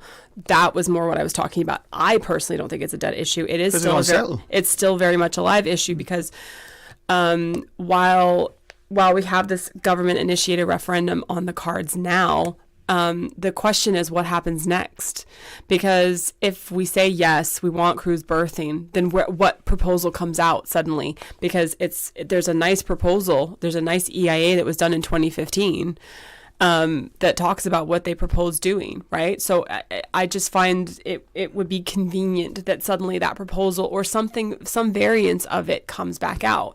And while the argument is that, oh, we can do pilings, or we can do this, or we can do that, and avoid the environmental impact, I appreciate that the Minister of Tourism has said that should the directive from the government-initiated referendum be cruise berthing, that he wants to do it in the most environmentally sustainable way. There are still, without a doubt, 15 acres of coral reef that are there. There are still shipwrecks, historic shipwrecks, that will undoubtedly be touched by any sort of improvement or pier construction of a pier. Now, I'm sure that will all be looked at, what will happen, but I personally don't think that there is any way to do this without some environmental impact. Mm-hmm. And Mr. Warren? All right, thanks. We'll take the other caller before the news. Hey, welcome, thanks for calling. Good afternoon, Dwayne. Good afternoon, Miss Lockwood. Afternoon, sir. Good afternoon. Good afternoon. It looks like Ms. Lockwood, together with the CPR, you might be getting ready for round 2, a rematch with the current government. First of all, the two points I want to make. The first one, is about the referendum taking it further from where the last caller said. The last caller is absolutely right that the issue of the referendum, the people initiated the referendum, is not dead. Why? Because it says that once if they cross the threshold and succeeded to do that, the result of that shall be binding. In other words, it has to be done and the result shall be binding. And that's what the provision says, and I think you've reiterated that in today's discussion. So obligations don't rot. Once there are obligations, there are obligations. I don't know what the Privy Council said, but the Privy Council has been known sometimes also to make political decisions, but that's a discussion for another day. But I think what has to be emphasized is that the referendum that was triggered by the people is still live, and government should still implement that referendum. And the result of that referendum should be obeyed by the government. And by the way, it doesn't matter that the government has changed. Obligations of government, they proceed from government to government. They don't change automatically because a government has changed. Now, what they are trying to do now, technically, is as if they are trying to get through the back door what they couldn't get through the front door. They've now moved what is, in my view, essentially the same referendum. I mean, I know there's the issue about the cruise port and the cargo port and so on. To me, I think those are details. Basically, the government right now, in my view, are acting in bad faith because they are trying to get through the back door what they couldn't get through the front door. And the back door is that they have now moved this, essentially what is the same issue, amended it a little bit, and now they want to have it done under a provision of the Constitution where the result of the referendum is not binding. Okay? To me, there are legal arguments you can develop around that. One is legitimate expectation. Two, you can go to court to seek what is called a mandamus, meaning compelling the government to do that which it is supposed to do. And I don't know, CPI, of course, will have to consider that and see how they deal with it. But I also wanted to deal with a more generalized issue about judicial review. But let me begin by asking Ms. Lockwood a question. When you brought this might be an unfair question, it's legal, but I just suspect that maybe you might have the facts to be able to answer it. When the judicial review was brought in 2018, 2019, when you applied for leave to get judicial review, as you know, judicial review is in two steps. You apply for leave, which is, as you know, permission to get judicial review. And if you get that leave, then you bring the actual judicial review. Do you know if when you brought the the application for leave to get judicial review, was the issue made public then? Were your court papers made public? I don't know whether or not the court documents were made public, but we did announce that it was that we had been given leave. Okay, let me just the point I'm trying to make is that the government, generally speaking, is trying to kill judicial review in the Cayman Islands, and I think this is very relevant to what you're trying to do now. I know that you haven't made up your mind that you're going to court again. You're trying to, first of all, discuss it. But I think it is something that you need to be aware of. You've got your own lawyers, but let me just chime in. You see, in 2019, Mr. Justice Ian Kawali made a decision in a certain judicial review. We don't even know who the parties were, except that the other side was the government. He made a decision that at the time when you apply for your leave to apply for judicial review, that from 2019, that proceeding is secret. The papers are secret, and the decision is secret. Now, that is not the way it was from the time that Cayman came into existence, and that's not the way it is anywhere in the Commonwealth. As soon as you go there, you apply for leave to apply for judicial review, that document is put in the public register. The press can go and check and report on it and so on and so forth. Since 2019, you can't do that unless there's a specific order of a judge. So if you ever bring a judicial review to apply for leave, you will not be able to discuss the actual document that you file in court until you get the permission of the judge. Now, if the judge were to say, oh, I'm not going to give you leave, then nobody will ever even know that you ever brought judicial review.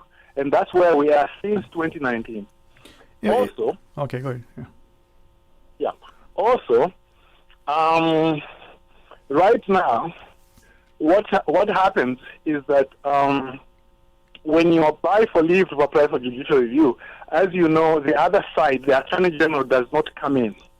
You go on your own.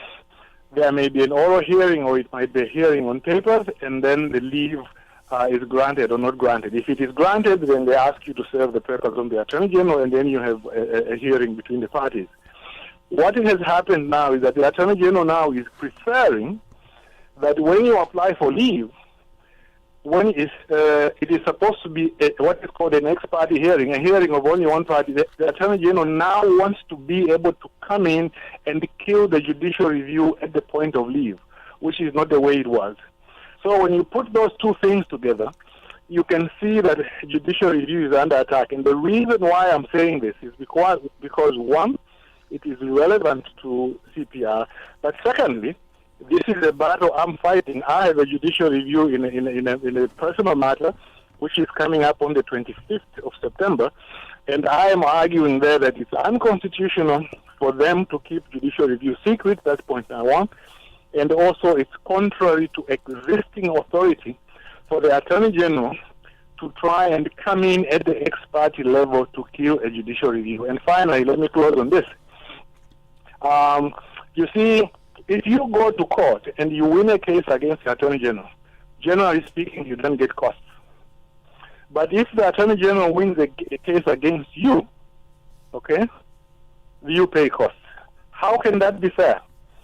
In other words, he can do whatever he wants. He doesn't have to pay anything. I know in your case, the judge you had, who was a very good judge, he ordered some costs. I don't know what happened. But the general rule, there's a decision by Justice Henderson from way back, that unless the Attorney General brings a most inarguable case, he doesn't pay costs. And in Cayman, I've never known him to pay costs. That's another way in which they are trying to kill judicial review. Again, I've got an appeal which I'm filing tomorrow in another case. I'm filing an appeal to say that is also unconstitutional, to say that one side can pay costs, but the other side doesn't have to pay costs. Mm-hmm. All those three things are killing judicial review. That is my rant for today. No, I appreciate it. And recognizing the time, though, but I think it would be important, at least from my own edification, just to your first substantive point when you say that this process isn't something that is the normal practice in the rest of the Commonwealth, where the judicial review is in private and the like. Can you explain to us how that come about from the perspective of that a law, a ruling, okay, and how do we change it if it's necessary to change it? Okay. Yeah. By the way, I've also written to the Chief Justice about the same thing. Mm-hmm. Okay. Now, the way it came in by, there was a case which went to court, and one side came up and said, look, side A brought a case against us, and they made all kinds of allegations. Mm-hmm. But they've withdrawn that judicial review. But now we are not being allowed to respond to that. And then the judge's answer, instead of merely saying, hey, we will allow you to respond even if they've withdrawn, just because we are trying to be fair, he decided to make a broader rule to say all judicial review is now confidential at the leave stage. So it didn't come by legislation. It came by a decision of a judge. The way you change it, you can either amend any series of acts, Grand Court Act, Judicature Act, or you could just amend the Grand Court rules, which is much easier because that's where the procedure is. In fact, you don't need to amend the Grand Court rules. Again, that's an argument I've made with the Chief Justice. You just need to interpret it correctly. But if you think that it is an impediment to open judicial review, then all you need to do is just amend it to clarify the point. And that amendment would be change is what you need. The parliamentarians in what we now call the House of Parliament. That amendment would come through legislation there, not through any other branch of government, in particular the judiciary. Okay. It can be done through just amending the rules. And the rules are made by the Rules Committee, which doesn't go to Parliament. It is a regulation.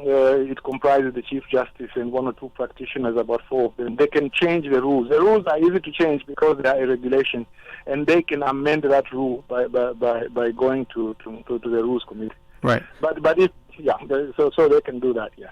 But if they don't, then can the parliamentarians, the elected in a democracy, politicians and the legislature, they can do that? Exactly, because the jurisdiction of the legislature is unlimited. They can decide on court procedure or anything. In England, in fact, by the way, they bypassed the Rules Committee somewhere around 2016 or 2015. They bypassed the Rules Committee in England, and they reduced the date during the period during which you are supposed to bring judicial review. They reduced it from 3 months to 8 weeks. Right. And they deliberately bypassed the Rules Committee because they knew the Rules Committee wasn't going to agree. But since they have the jurisdiction to do it at a parliamentary level, they did it. They used it to defeat judicial review. In Cayman, we can use it to advance judicial review. All right. Thank you very much for that. And with great respect and apologies to the late news, but thought that was important. Talk to you again soon at your convenience.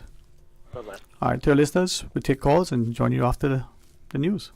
If they are talking about us, living in your head rent-free all this time, we must be relevant.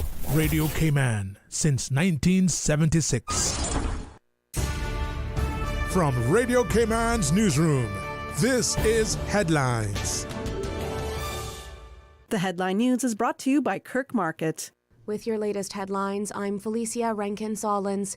2 of the world's foremost classical pianists will headline the 3rd annual Cayman Piano Festival, one of Cayman Arts Festival's signature events. Renowned British pianists Peter Donahoe and Martin Roscoe will each perform on their own during the 6-event festival that starts October 3rd. They will also perform together in one of the events. For more information about Cayman Arts Festival or any of its events, email enquiries at caymanartsfestival.com or call 922-5550.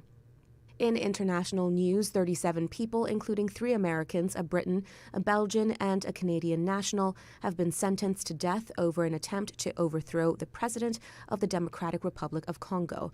The men were accused of leading an attack on both the presidential palace and the home of an ally of the president. Christian Malanga, a U.S. national of Congolese origin, the suspected leader of the plot, was killed during the attack, along with 5 others. China will gradually raise its retirement age for the first time since the 1950s as the country confronts an aging population and a dwindling pension budget. The top legislative body on Friday approved proposals to raise the statutory retirement age from 50 to 55 for women in blue-collar jobs and from 55 to 58 for females in white-collar jobs. Men will see an increase from 60 to 63. China's current retirement ages are among the lowest in the world. These are your headlines. I'm Felicia Rankin-Sollins. www.radiocayman.gov.ky. Check out our social media pages: Facebook, YouTube, X, formerly Twitter, Radio Cayman Headline News.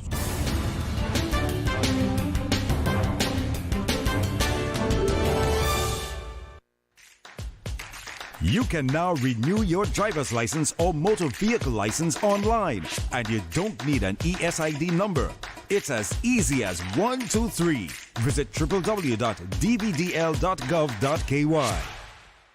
When it comes to weekly meal prep, I trust Kirk Market to provide the best value for quality proteins. The butchers at Kirk Market are super helpful. They always slice my steaks perfectly. Kirk Market has everything I need for healthy and flavorful protein-packed meals. From lean cuts of CAB choice beef, tender CAB prime beef, the juiciest pork, and all-natural hormone-free poultry, to their seafood section with everything from fresh local snapper to omega-3 rich salmon. I choose Kirk Market for the highest quality proteins to support my healthy lifestyle. Kirk Market. Eat well, live well, and discover a world of choice. You deserve a unique vacation this year, one with easy non-stop flights from Cayman. Cayman Airways offers more non-stop flights to and from the Cayman Islands than any other airline. Now you can add Panama and Los Angeles to your travel bucket list. Skip the hassle of connecting flights. Panama is just a 2-hour non-stop flight from Cayman. And Los Angeles? Get there in less than 5 hours non-stop aboard Cayman Airways. Call 949-2311 or visit CaymanAirways.com to book your Los Angeles or Panama getaway today. Refer a friend and get $50 to spend when your friend or family member opens a personal account with Cayman National. From July 9th to September 30th, 2024, C&B customers can earn $50 for each referral who opens an individual or joint personal account. Earn up to $500 with a maximum of 10 referrals.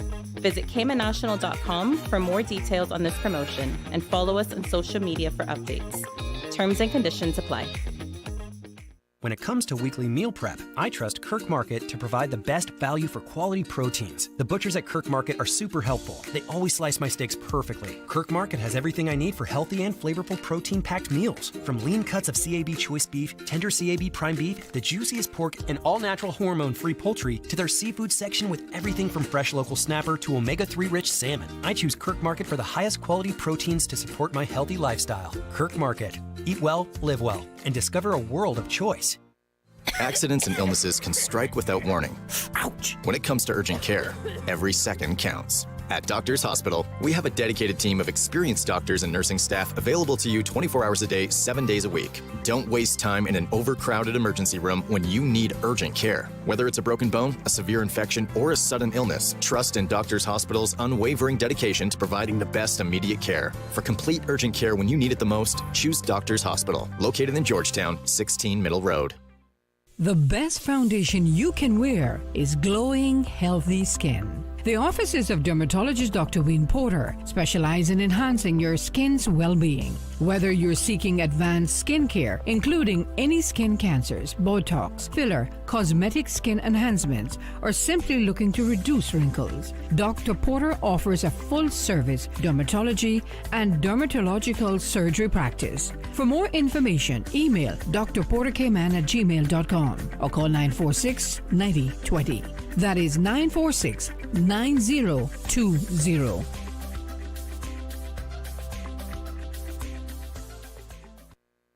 Freedom, Cayman Brack. Freedom, Little Cayman. Soft breezes, blue waters, no traffic.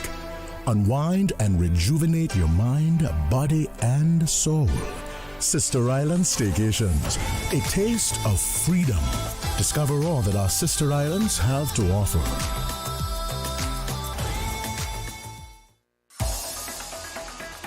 Radio Cayman's Talk Today.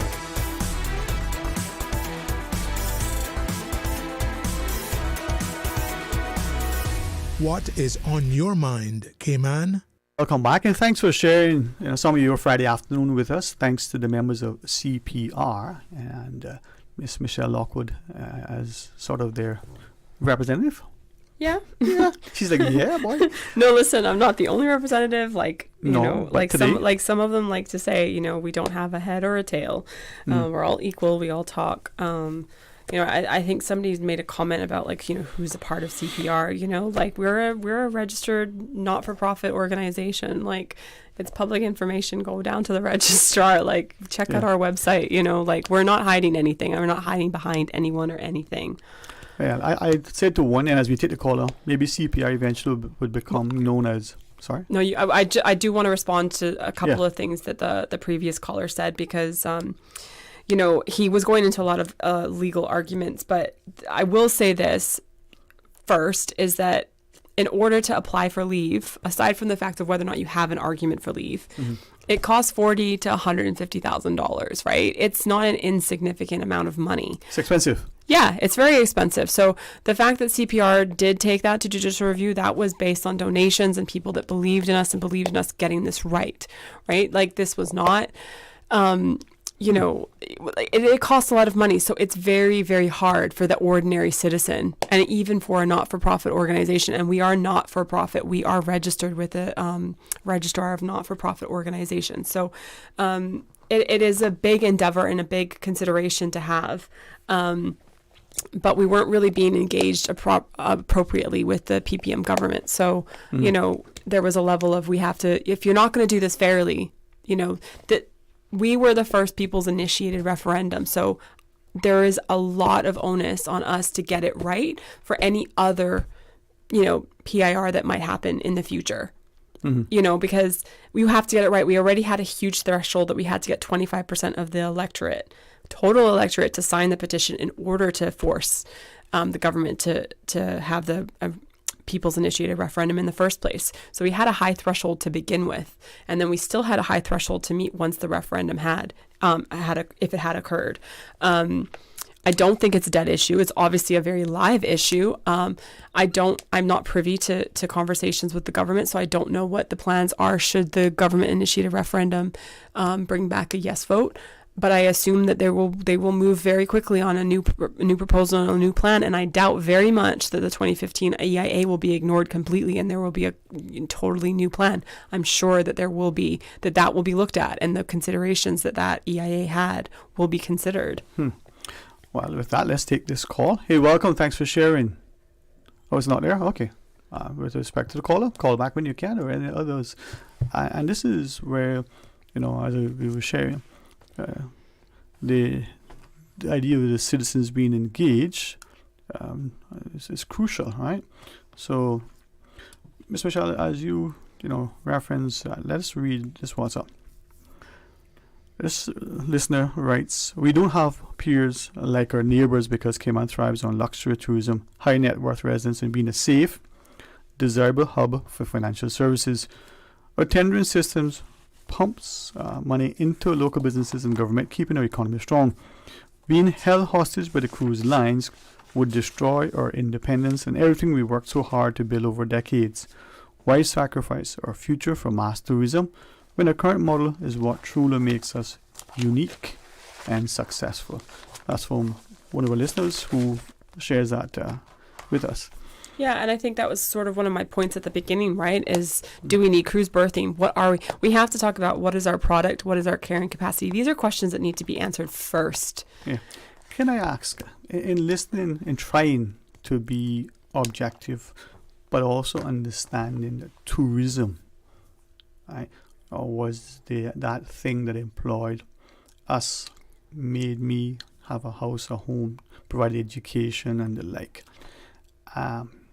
Friends that were friends of my parents in the 70s, their grandchildren and great grandchildren are friends of ours now.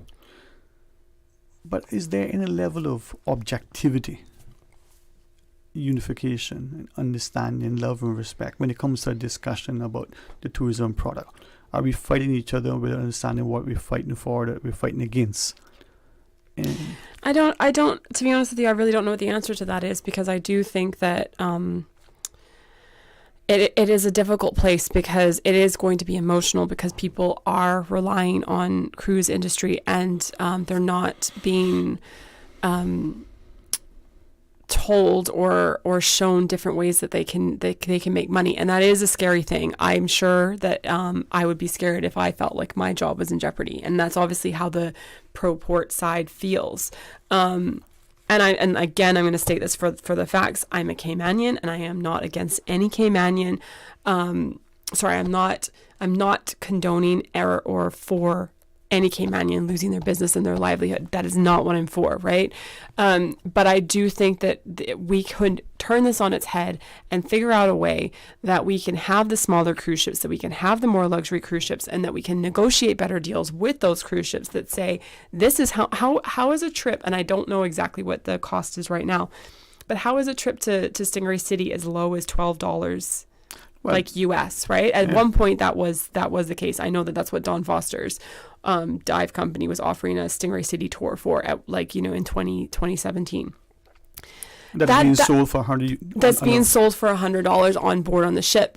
Don Foster's or any cruise operator would be taking 100% of that liability, right? So that means that they have to take out the insurance and indemnity for that kind of stuff. So that's a cost and a business expense. So I think it would be much better placed for us to figure out what is our tourism product, what are we offering. So we have Stingray City, we have the Botanic Gardens, we have 7 Mile Beach. What is left of it? Because there's not many public spaces to take cruise tourists to anymore. Whatever other things that we have, and whether or not we add things to that, like we have the diving, we have the whatever, and whatever other things that we could add to that. But we have to figure out, what are we offering that's different than any other island? What are we offering that's different than the ship? Because a lot of the shopping, they argue they can do on the ship. So sorry, to scale this back, I think that we really need to have a conversation and figure out how we can talk to smaller cruise ships to say, hey, we want to provide a more luxury experience for you. This is what we're offering. Our a trip to Stingray City would be $50 US or whatever we agree, whatever is a standard agreement amongst the tour operators, which is first off, a more fair amount. Then we can talk to the cruise lines about what they're allowed to upsell it for. Because how is that fair that they get to upsell it for that much? Right. You know, these kinds of questions are being asked other places, like people like Ticketmaster, right? They places buy that, and then Ticketmaster will sell it for, you know, quite a lot more. Even though like your Taylor Swift concert might actually only cost $100, they might be selling it for $250. And there are lots of arguments that are being made that like, why are these sort of like in between operators charging that much? So a commission, yeah. They're basically, I believe we have a WhatsApp. Is it one that is laced with, again, a lot of divisiveness, a lot of... I don't know if it's laced with divisiveness, but I do think it is laced with emotions. Emotions. I do think that there is emotions. Okay. I think we have the WhatsApp call. Hey, welcome. Thanks for calling. Hi, good afternoon, Sterling. Good afternoon, Michelle. It's Johan Moxham. How's it going, guys? Hey, good afternoon. How are you, sir? I'm good. I'm just calling in to, first of all, say thank you to Michelle for facing the fire by herself. I think she's done an exemplary job. She's effectively highlighted what we all think. Again, there's no aggression. There's no fight. She's approached every question with decorum and class and answered to the best of her ability. Just asking questions that have been previously asked that nobody seems willing to answer. And for that, you know, there's all sort of misrepresentations and accusations of ill will and malice towards the ProPort. But when you listen to Michelle and the way that she's conducted herself and dealt with all of the questions that you've asked, she embodies what CPR is and what we're trying to effectively do, which is ask all the right questions, because you can't undo these things once you start, dredging, piling, mucking up the seabed. And I'll say this, the courage of people like Michelle, Shirley Ralston in particular, who I think is the emotional leader of the entire movement, of a people's initiated movement. We effectively exercise our rights to ask questions of the government, use the process as prescribed in law under Section 70 of the Constitution, and did everything that was legal, ethical, and within our rights as citizens. So if anybody is aggrieved or upset by what people like Michelle and others are doing, there's mechanisms in the law to effectively have your voices be heard. We've discovered that it was an expensive process, and again, Michelle made a fantastic point that these things cost money, and it was a true community grassroots effort where, people were making their donations because they believed and they had legitimate concerns about a project, the proposed project, and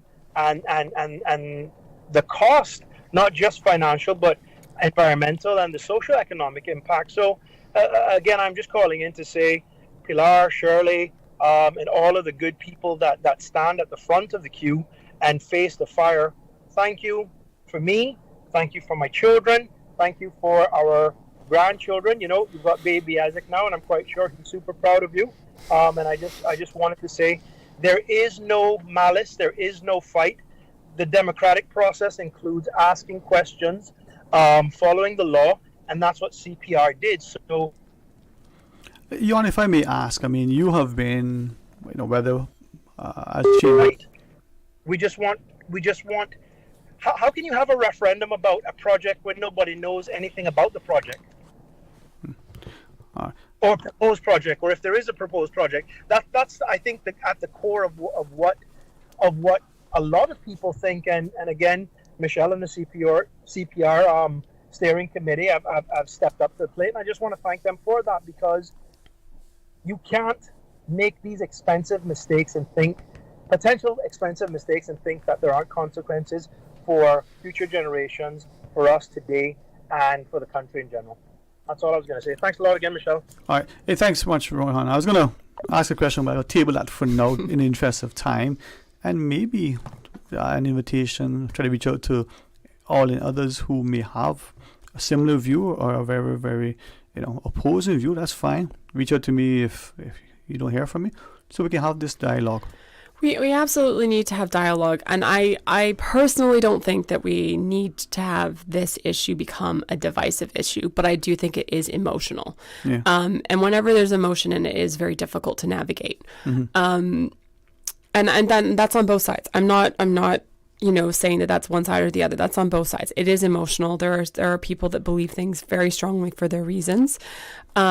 They might not necessarily be political, or they might just be personal. But I do think that dialogue is key. And the one thing I will say for this government, and in particular the Minister of Tourism, is that he does seem to want to have this dialogue. That's why he's asking this question. Whether or not this is the right time to do this, whether or not this is the right circumstances, whether or not it is going to be fair or fairer than it would have been in the timing of it. Because my concern is that with this government initiated referendum, whatever the decision is the next government is not binding. Is the next government going to have a different decision and move forward with something else? Or use it, just generalizing, for political expediency to play it one way or the other. Yeah.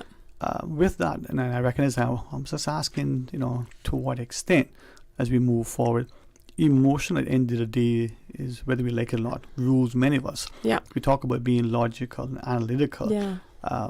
But if we have something, for instance, a reef that is going to be taken up and transplanted, shipwrecked, that I'm not sure what the last proposal was, but it didn't sound like it was feasible. They're going to, pick it up from one place and try to put it back in another. Anything that is going to be done that cannot be undone, you dig a hole, you can bury it back up, but it does not, go away. You see the indentation. You put down pilings or concrete slab for your foundation, and you decide to move it or in the sea. So with things that cannot be undone, would it be better to make sure you get it right than to try to Absolutely. We fix it later? Absolutely, yeah. And the thing is, all of this is on the time frame of the cruise lines. Right? Oh, okay. That's the other thing, right? Is that they're saying, no, we're not coming. And I have been told that apparently one of the MCS, this one of the cruise lines. One of the cruise lines, MSC, sorry. Mm-hmm. One of them has said that their ship isn't coming because they're no longer prepared to tender.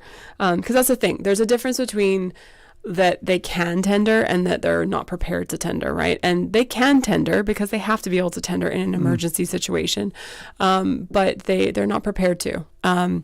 It is interesting, though, that in the 2015 EIA that they said that the building of that particular proposal wasn't actually going to change the disembarkation rate, because there is stuff that has to happen aside from actually physically going in a boat and walking off, right? There's an immigration process that still has to happen. So it's not really fair to talk about that, walking off the ship is going to be any easier. There's some older cruise passengers that it might take them longer than it would if they were shuttled on a tender boat. Not an argument, just a statement. But I do think that this is emotional, and we have to do our best to take emotions out of it, to be able to be prepared to listen to what each side is saying. If what you're saying, if I'm hearing, be mindful that we don't allow the tail to wag the dog. It's a fair summation. Mm-hmm. Thank you. Some of our listeners have said, thanks to you and Johan for expressing your views, for not just the diplomacy, but the respect in which way you have shared your views. Any final thoughts, Mom? Well, I think... like I said, this is an emotional issue. We do have to have fair discussions on both sides. I do, again, as I've said numerous times on this particular show, I'm not against Caymanian businesses, but I don't think that we have to listen to the cruise lines. I think we can make better deals that give better opportunities and more money towards the people that do work in cruise industry, and get smaller ships, get better deals, get excursions that cost are fairer for what is being offered, and that can give more of a luxury and less less cattle wrangling? Is it not better to have one person to pay $50 than it is to have 50 that pay $1? Do you know what I mean? Yeah. Like I think it's going to be a lot easier for you. Sometimes more is less. Yeah, exactly. And, so I think that's something we have to consider. We have to figure out, the cruise lines have always been the ones pushing this, saying, we're no longer doing this. We're no longer doing this. And, I think the Compass article today made it very clear that it is happening. So I don't think there's any denial in that, but I don't think that necessarily means that we have to listen to what they're saying. We get to decide what product and what we want our lives to be like on this island. Yeah, it's your home. Where are you inviting into because it, right? we're talking about like when on a day of cruise ship day, it's manic to try and drive in town, right? It's cruise industry doesn't just affect the people that work in that industry. It affects everybody that works in town, that everybody that has to go. We do not have the infrastructure for it. So we have to talk about that kind of stuff as well too. What is this going to mean in the daily lives of the ordinary resident of the Cayman Islands? Something you shared that sort of makes us who at least see the headlines across the globe.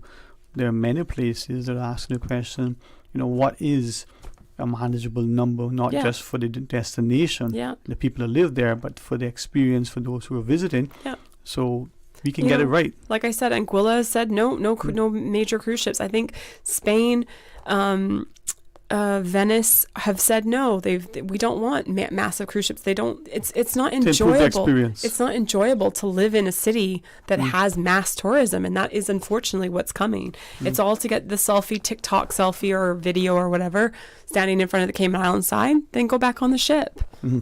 Well, we were going to invite you and others on again. We certainly want to publicly, and I'll reach out privately to invite any others who may have a complementary view, but who also may have a very contrary view, so that we can have as much balance and dialogue as possible. Mm-hmm. But thank you very much for your time. And to our listeners, if you have a democracy, it can only be preserved and promoted if we protect the tenets that make it strong, and that is by our active, engaged, informed participation. Increasingly, I think we're finding more and more people have been so relegated to the margins and beaten and battered that they are now so bruised that they no longer have, what it takes to stand in the gap. Don't let that be you. We're told that the strongest chain, is only so because of its weakest link. Well, let's all build our muscle. That's not just physical, it's mental and spiritual. And together, if we unite, we find ways to recognize that we are more alike than we are different. And if your actions and efforts are true endeavors to make this place that much better, it will be. But it also means holding each other accountable as you yourself are willing to accept responsibility for both your actions and inactions. I invite you prayerfully to have a very safe and enjoyable weekend. Watch and be mindful of where we go, where our foot's, as they say, tread. If you don't know what that means, well, ask your friend. Everybody should have one. Until Monday, a very safe and blessed weekend. Please join Mr. Orrit for the record come Monday morning. We'll start our show off and talk today with our friends from the PTA at John Gray High School. I call it the high school. And then our monthly mental health matters have been shifted to 4 o'clock. That's Monday. I get to savor the sweet taste of that sea salt and dark chocolate over the weekend. So you do the same. Until then, be blessed. Talk Today is brought to you by Subway. Open